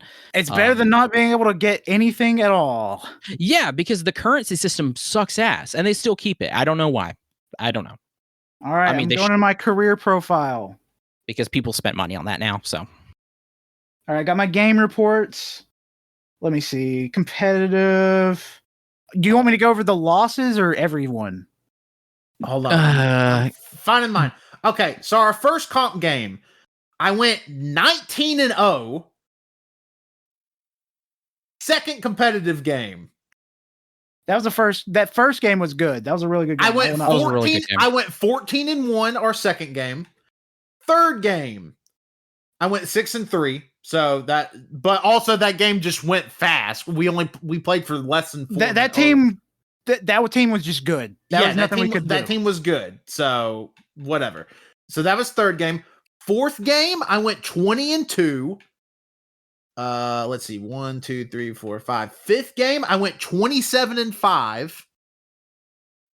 Let's see, 10, 9, 8, 7, 6. Sixth game, you went 8-12. No, sixth game, I went 39-7. I think you skipped over a game.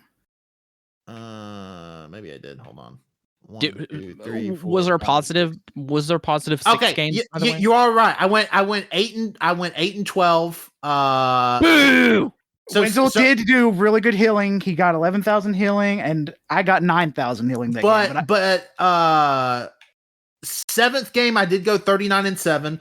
Then the eighth game doesn't count because that's the game where people left before it's been a minute. Eighth game I went 8-2. So I mean, not phenomenal or anything, but I will say Wenzel he kind of beat you in healing, but also it wasn't really contributing to the team. No. The ninth game, which is the game so I had 2 bad games. I went 7-7 on our ninth game, and our 10th game I went 15-14, which is that was a bad game. Which is not really great. Bad.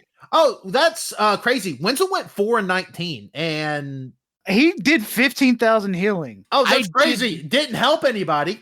I did. Evidently, I did. It was because we you were would've won. MAGA. You were MAGA. You were taking so many hits. I was not MAGA our last game. I was Diva the whole game. You also No. played MAGA. If you Yeah, press I'm L1, looking. go to summary. Go to summary. You also played MAGA. I yes. am on summary. Heroes played 100% Diva, 18 minutes, 43 seconds, 15 and 14. It was the game before.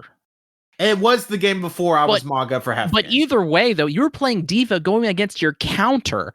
I can't help you if you're going up against your counter. See, that's the thing that we're trying to tell Tanner. You can play Diva, you can be great at Diva, but if you're going against your counter, you're 0%. Also, Wenzel 1 and 8. In that game, I did half MAGA, half Diva. What was my healing? 6,000. Okay, That was a short one. but again, Because I had 6,000 that time. also too- I think. Still Also, ranked 3 out of 4 healers. wait, 3 out of 4? Of counting the 2 enemy ones. You did better That's than pretty one good. of the enemy healers. That's pretty good. I'm just saying. So I'll say Also, I had 2 bad games. Also should mention too, when I was being targeted, nobody would protect me, aka Tanner, because he's the tank, and I was near him trying to heal him, and then he would ask, "Where's my healing?" Even though his healer, either me or wasn't Colt, healed. were dead. That was you. That was you. I didn't kill you. I know you didn't kill me, but you didn't defend me. Also, saying I had so many bad games, my good games speak for themselves. I mean, You want to know Come why you on. had those? You had great Because- healers. Because he had great healers. let's You going to deny Colt, that? Colt, the game I went 39 and 7, you did not have great healing that game. What was his What was healing? my DPS? Your DPS was good, but your healing wasn't Because good. he had a because he had to I was compensate for the DPS. compensating. If my DPS and my healing, no, Colt didn't even have to compensate for the DPS because he did worse than both of our DPS. all right. So tell me my stats.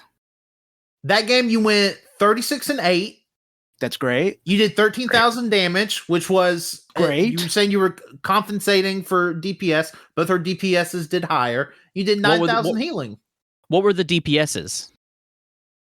They were both one was 16,700, the other one was 16,200. What were their DP kill death? 39 and 12 and 34 and 12. Yeah, I was compensating Yeah, he was. What were you? because they were dying more than me. I was doing more damage longer than they were, but they were doing more damage and still dying. Yeah. Also, too, like I remember that game. Okay, like, if we're counting that, I died and got the most kills. So if we're counting that, I did the best DPS. your tank. Tanks, it doesn't really matter for your kills. As long as you're not Oh, dying. it doesn't count for my kills, but the healer's kills count. I would and say they're not so, yeah, healing. because the healers are more focused on healing than actually killing. If we have to go beyond that, then I mean that puts us up above that, especially Colt. Yeah. You know what? Let's just say Tanner does need to get trained on other. You can agree on that, Tanner, right? You should be better at other tanks, right? Nope. Fuck. I've been playing Diva for 9 years. Wow. And that's awful. I've been playing Diva for 9 years. And You know what's funny? Wenzel and I probably have double the playtime that you do. Oh, way more than double the playtime. Easy. damn, 9 years and can't break gold. That's fucking crazy. Oh man, don't even get me started. Y'all have so much more fucking time in this game, and I'm just as good. And y'all Yeah, get so mad why about don't you shut your fucking it. mouth? And y'all get mad about it that I'm still just as good. I cannot play Overwatch for 2 years, and I come in and I'm just as good as you two. Yeah. I'd be mad too. I'd be mad too if somebody came and invaded my game and was just as good, or in some cases better than me. I'd be mad too. But you did 0 healing, so But talking about ranked, some of us are gold 1. Some of us. how are much gold healing 3. did you do? Some of us. How much healing? How much healing? How much damage did you do? How much? I don't know. I'm a healer. how I'm much- a healer. And I'm a tank. I didn't do any healing. Yeah, so shut your fucking mouth. Listen, I'd be mad too. I'm mad because somebody's just lying. I'd be mad too. I'm not lying. You are gold 3. That's not what I'm talking about. You're lying that you're good. I am good. I did better. I'm gold 1. Mm-mm. I love how this is just us fighting each other. I'd be mad too. I've been playing Overwatch since I was 1 year old. That damn. At least I know how to play other heroes. What's next? It's Fortnite, I guess. I also just want to say, Wenzel played like 2 different heroes during the whole competitive stretch. When the games that we did good, I would play 2 different heroes. If the games we were doing bad, I was swapping a lot. Yeah, he was. Most games I played mostly Baptiste and Moira too, so yeah. I only played 2 players or characters. We needed those, and then the games that weren't doing so good, I had to swap over. I was swapping between Lifeweaver. I did play Baptiste sometimes, Moira, and Lucio. Yeah, you played more characters than I did. That's for sure. Oh, and sometimes I played Zenyatta, but then whenever we weren't doing good, I swapped out of Zenyatta, and we got better. But whenever we were doing really bad, and it was because Tanner kept playing as Diva, he almost never swapped. So that tells you something. None of these losses were my fault. Mm-hmm.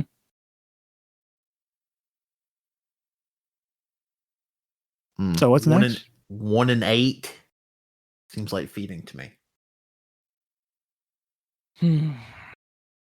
Well, sounds like we're just going to have another session where we all go into a different category, such as like DPS or tank for Wenzel and I, and you go to healer or DPS. I could do that. I could do DPS. No, I think what we need to do is Tanner needs to play support. I could be a Wenzel level support right here. 0-10. I could easily do that. You know, yeah, fuck it. Let's just screw everything up. I could easily go 0-10 as a support. I could probably even do better than that. No, you can't do the healing though. You can't do the fucking healing. Yeah, I could do the healing. No, that's the easy part. It's just shooting your teammates. You can't. No, it's not. It's more complicated. It's also hurting them. It's fucking being the shepherd to your fucking idiot children.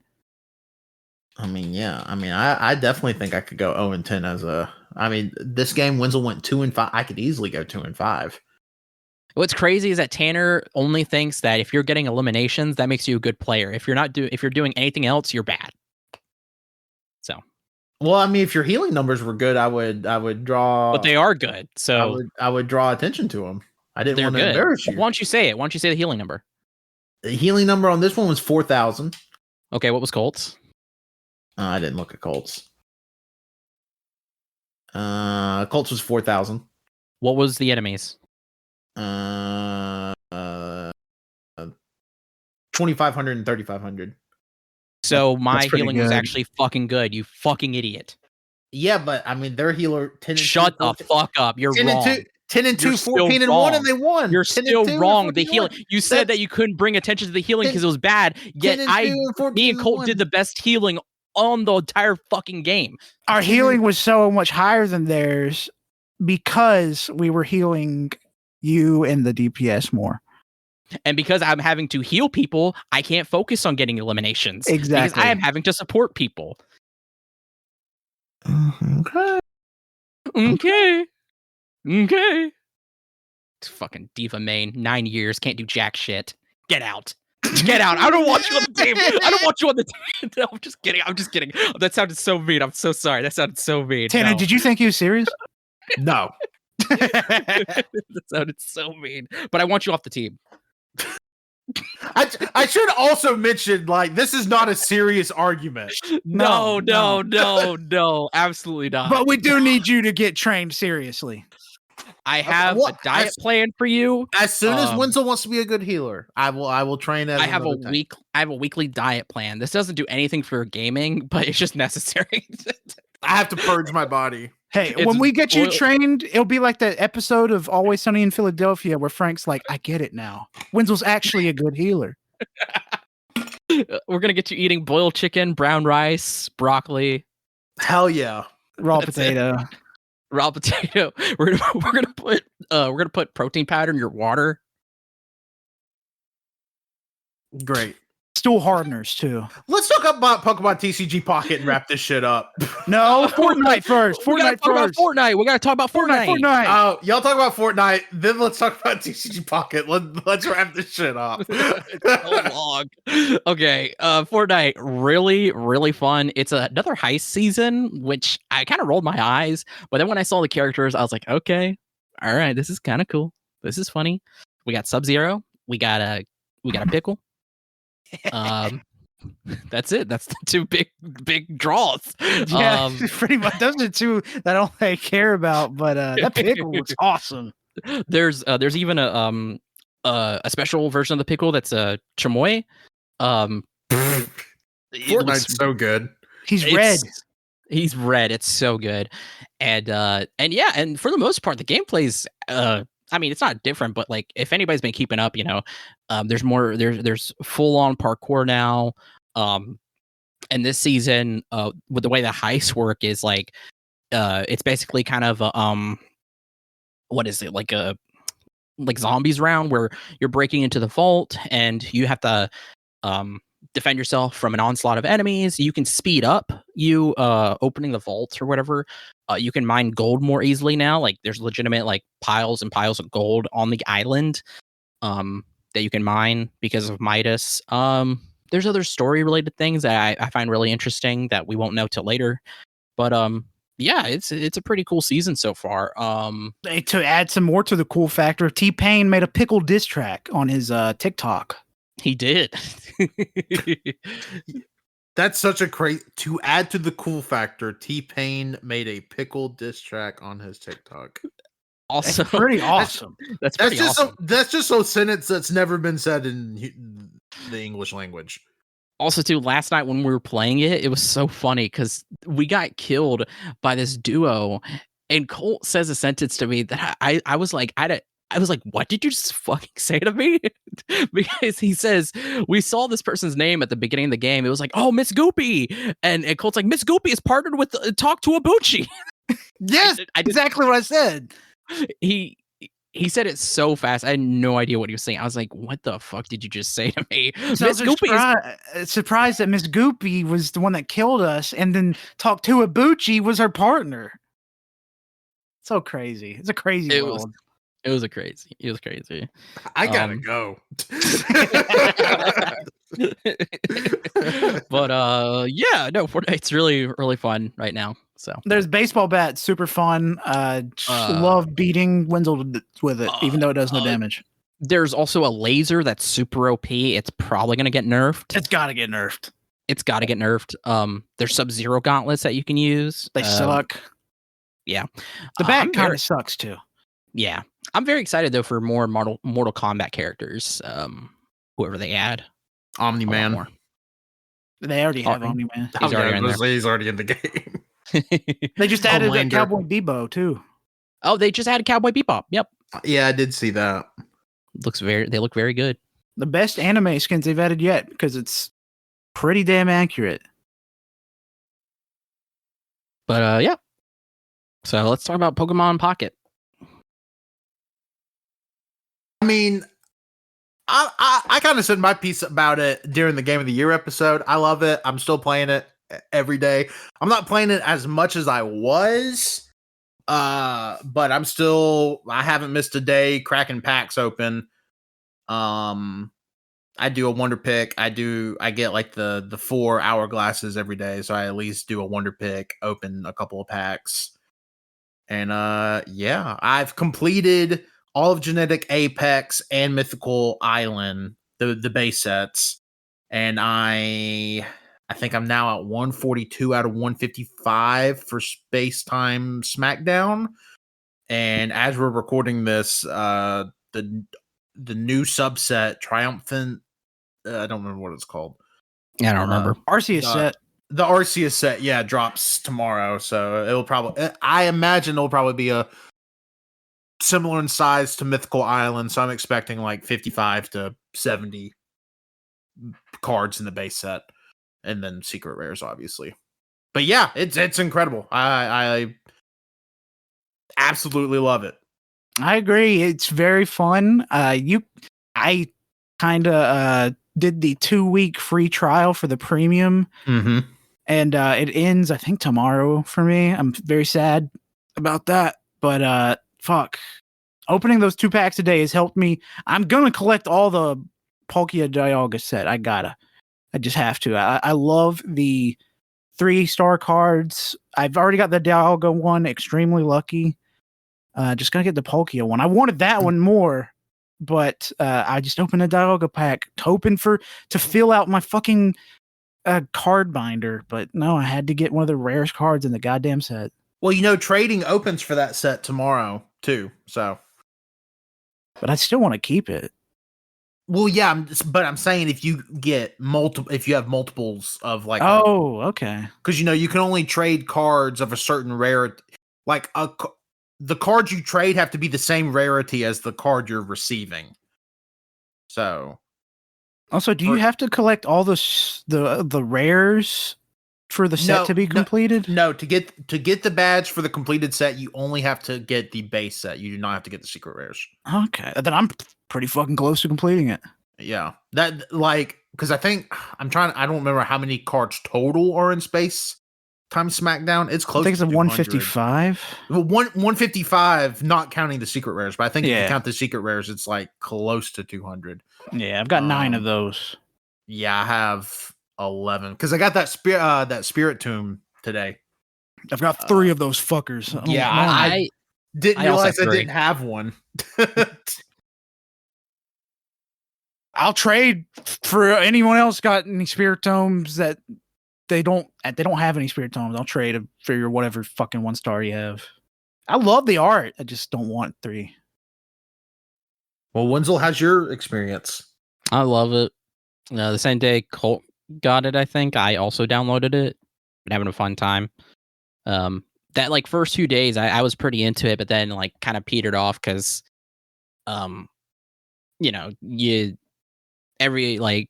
only get so much of that big like rush right there, and then kind of like gradual now. But that's fine because every day I still open a pack. I try to play like 1 or 2 battles. The battle system's really fun. I really enjoy it. I get very competitive. It's because of my deck mostly relies on luck sometimes, so I feel like fucking Hikari. Hey, I get it. I should say too, the day that we're recording this, they gave us 3 free packs from Mythical Island or whatever, or Genetic Apex. Yeah, Genetic Apex. And I would want to say my cards that I got. I already have 2 of these, but I got that Star Nidoqueen card. So that was my second one, and then I have already another one of this Mewtwo X. So I have 2 of those. But I finally got, because I don't have it, is a Charizard X. Pretty cool. But then also prior to that, I also got a really good wonder pick of Vaporeon from Mythical Island. It's the Star card where Vaporeon's sitting on like a rock. So that's pretty cool. And then just before this, I got a Gloom from Genetic Apex. God damn, getting all the luck. I've been very lucky. I'm very glad. Got a lot of good cards. Well, hell yeah. I guess that's not all the fucking Pokemon news. We got Pokemon Zaza. That's true. I guess we do need to talk about the Pokemon Direct a little bit. Yeah, Pokemon ZA. They showed it today during the Pokemon. I saw a bunch of people that were like, "Oh, the Pokemon Direct was so disappointing. I can't believe this is what the Pokemon Direct always is." In fact, there was more new info at this one than there usually is. I mean, for a Pokemon Direct where we haven't had any new Pokemon stuff shown, I was disappointed personally because I was expecting to see at least 1 new regional variant. If I did see that, I would have been A-okay. This is great, but we didn't see a single one. That's the thing I'm most shocked by is I'm like, they didn't show any new regional variant for Z, and like they're coming, obviously. Yeah, I wasn't expecting a new mega to be revealed. I was expecting just to see like an oddish that's a rock. Yeah, or Tangula. That's rocks. Yeah. Or, I've seen a Dud- pattern. Dudio. That's a rock. or an rock. onyx that's just a rock. Yeah, We already got that. One rock onyx. Steelix, that's rock though. Ooh. Hmm. I am excited about the starters being Chikorita, Totodile, and Tepig. I am I- not. That's one thing I'm mad about is it's 2 Gen Ooh. 2. Ooh, fuck you. 2 Gen 2. I- It should I- be I- 3 difference. Piece of shit. I do agree with Colt there. However, the Gen 2 starters get so much like not love that I'm okay with there being 2 Gen 2 starters. Okay, I will say I am just kind of fucking with you because I do agree. When I saw that, I was like, 2 Gen 2s? And we Yeah, just got Cyndaquil in the last one. But that's Yeah. the thing though. We got Cyndaquil, so they're probably like, oh well, like Tanner said, we need to give the other ones love. So they gave us Totodile and Chikorita, which is awesome because that means that we're gonna get Mega Evolutions for them. Yep, I'm very excited about getting a Mega Evolution for. I mean, I'm gonna go Chikorita. I'm going Totodile. I'm more than likely going to go Tepig because I'm a big fan of Onboard. I've always gone Tepig in Gen 5. Yeah, Tepig is the best Gen 5 starter. I don't like Chikorita. I really do not care for Chikorita. Well, I'm hoping they give Chikorita some justice and because I will say Meganium is probably the worst final Evo, like stat wise and move pool wise, And visually, it's probably it's a I like Daikon. Meganium's design. It's Okay, a you living Daikon. What? The living radish. It's a giant tuber. What the fuck are you saying to me? You A know, living tuber? living A tuber. radish? It's a tuber. A radish? Wait, so it's a tuber. A If you look tuber? up a Daikon, Colt you had- know. Colt has been Fish playing and video chips. games since he was 1 year old. Do The not. thing is, I know about that ahead. because I played Yakuza Ishin.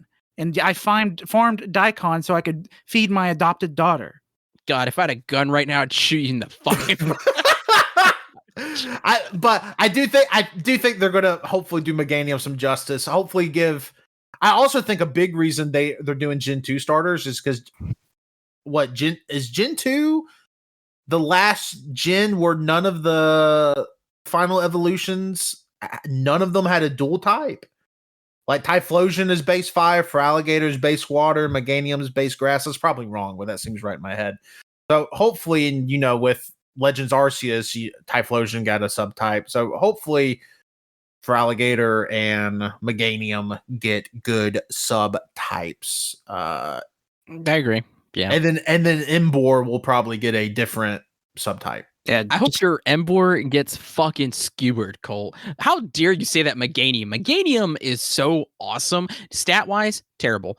Stat wise and move pool wise, awful. But design wise, it's far from the worst. it's. I hate to fucking hear that. I hate to fucking hear that. You I'm piece of sorry, it's shit. just the truth. God damn, man. Colt, this episode is like 2-0. Man, I'm not saying it's the worst design ever in the Pokemon worst. I don't fucking care. If I had a gun right now, I'd Bruxish shoot you. is the worst there, but it's Wait, who? starter wise, What Pokemon did you say is the worst? Bruxish. It's that pink fish. Oh yeah, no, I'd probably agree with that actually. I was thinking about that today. I was like, man, I hate Bruxish's design. Bruxish sucks. It feels like they were being like some kind of homophobic. It felt like they're like, yeah, this is what the F words are. Jesus. I mean, Wow. that's based on a real fish. They got a gay It's based fish. on a real ugly homophobic fish. I have so many copies of that card in Pokemon Pocket. I hate it now.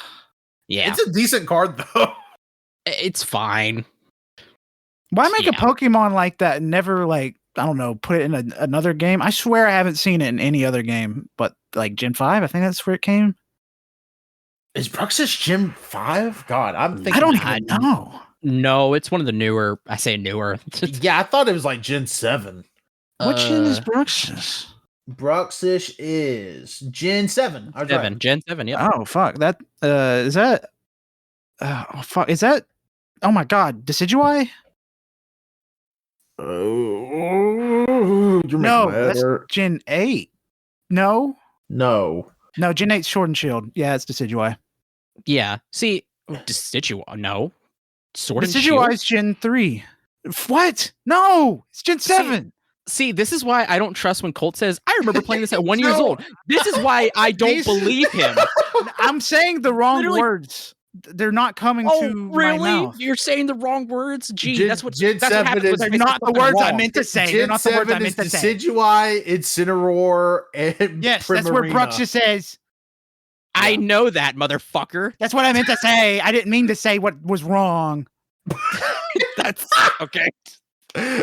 Yeah, sure. Hey, I didn't mean to say what was wrong. It's almost like I'm wrong. Also, I was playing GTA in the womb. I wasn't. Never claimed that. There was a PlayStation 2 in there. I'd have fucked up hands if that was true. There was a PlayStation 2 in there. I was playing CRT. Poor Crystal. I'm just saying. There's pictures. There's footage. I was at E3. Yeah, Colt had a media pass as a 1-year-old to E3 2000. What other Pokemon? Oh, Patrat's also in this game as well. I even have a documentary on me. Have you fucking heard of Baby Geniuses? I'm tired of talking about the Patrat is in Zaw. I know Pat's gonna like that. So if you're listening to Pat this far, there you go. Shout you out, Pat. I just need you to know, Colt, how far that you being a 1-year-old baby gamer is going to go in AYCH lore. And the thing is, I don't even think I was gaming at one. I just remember playing with my hands. I'm just saying, if you are playing a game, I'm just saying, if you're pressing buttons on a controller and you recognize you're pressing buttons on a controller and things are changing on a screen, you're playing something. Even if you don't necessarily recognize what these actions are in the game, you're playing it. And again, I ask you, if my dog did that, is my dog playing the game? Because you could teach not if it's not intending to. But Colt, that's the whole argument you just made. No, my argument is as a baby, I was intending to press these buttons. A dog would not be intending to press if my dog is pressing the buttons on purpose, is my dog playing the game? If it's intending to it, yes. It's intending to do it. It's saying, I want to press this button. But see, you can.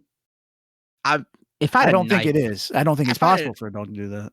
What do you mean? If a dog does something, it intends to do it. Literally, there are videos of dogs. I think you're dick riding dogs are pressing buttons of words so that they can speak to their owners.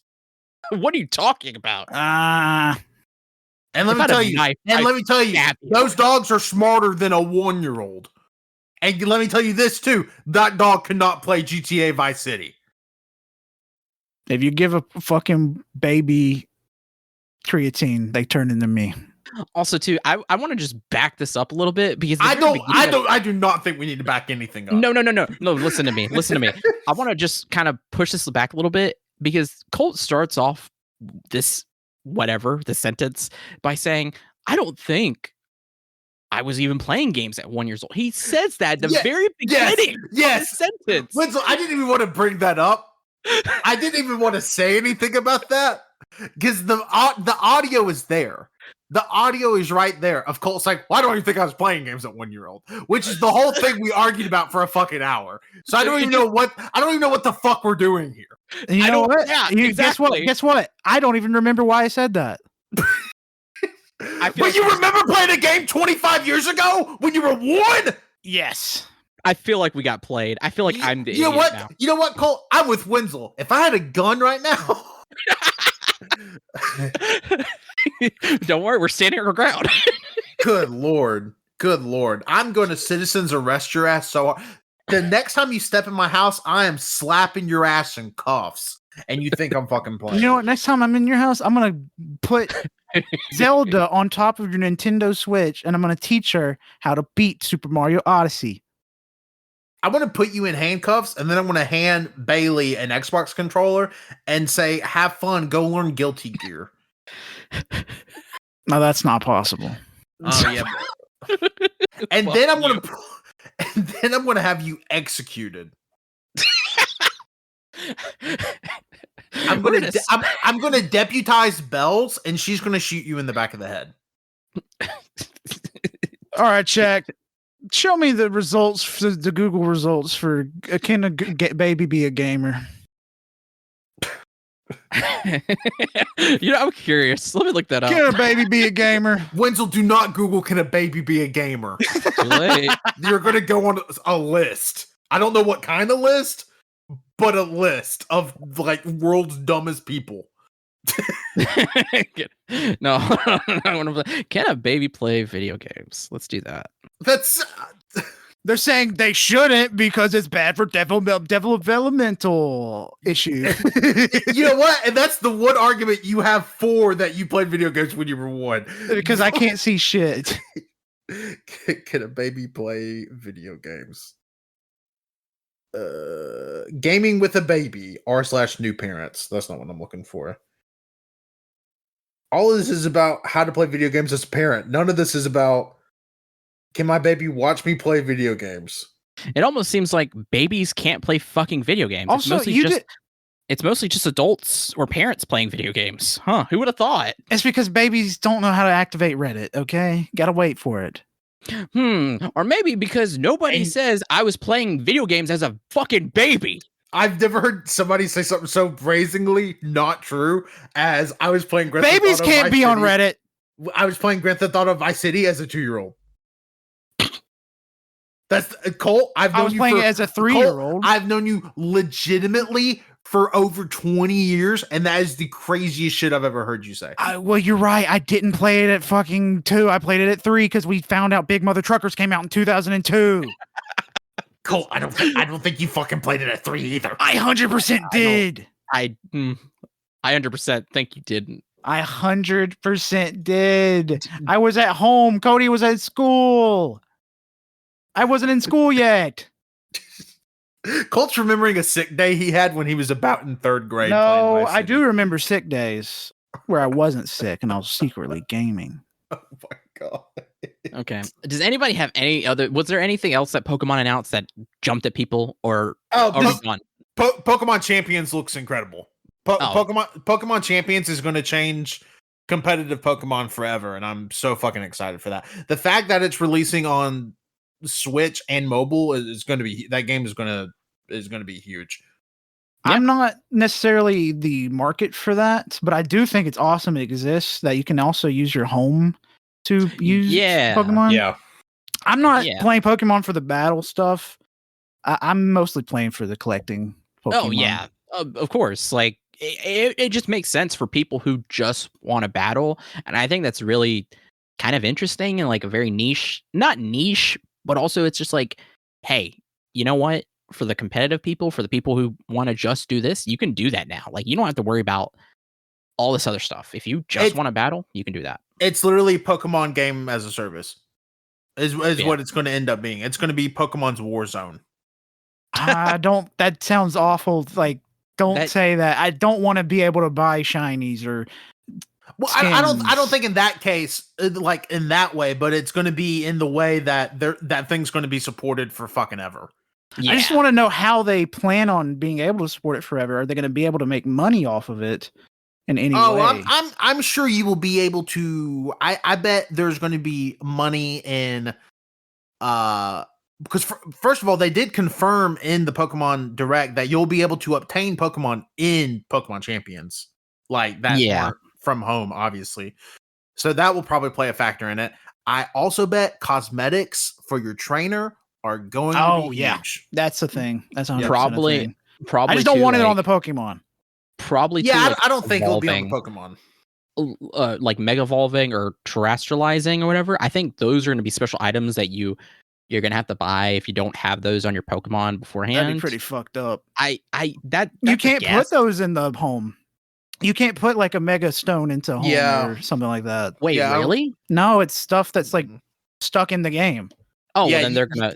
Because you can't technically transfer items to other games that aren't usable. Like then you're probably gonna have to buy those. Yep, that's garbage. I hate that. You shouldn't have put that into the world.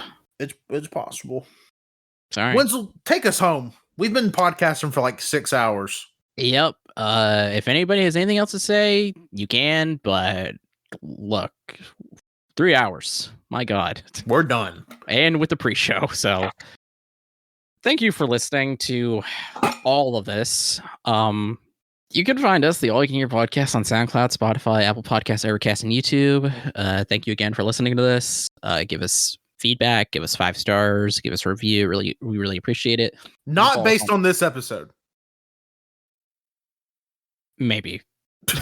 You can follow us on Bluesky at aychpodcast.bsky.social. Follow us on TikTok at AYCH Podcast.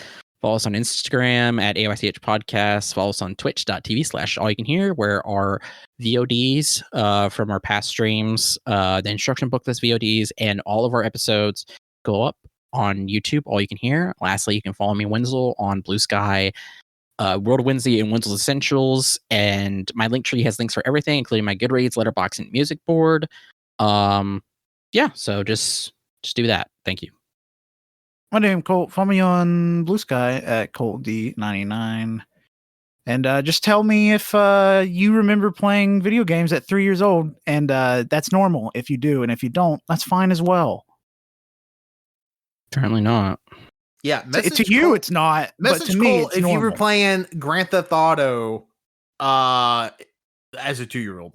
I will say that is not typical. I'm not saying that's a normal thing. I'm saying that I did it. I don't think he did. Not at 2, because we didn't have it at 2. We had it at 3.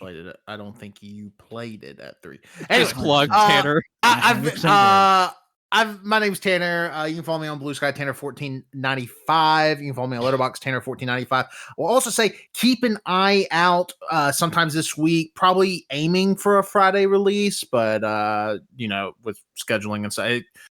Between Wednesday and Friday, I will have a special non-canon file up talking about some of my favorite demos from the Steam Next Fest. And let me tell you, just a little spoiler alert, there's been some really good stuff. So I'm excited to talk about that a little bit later on in the week. All right. Yeah. Another memory. I saved over Cody's Ruby save file when I was I think it was when I was 4. Okay. So. And, yes, and we constantly refer to that as stupid. So you can't tell me you were younger than that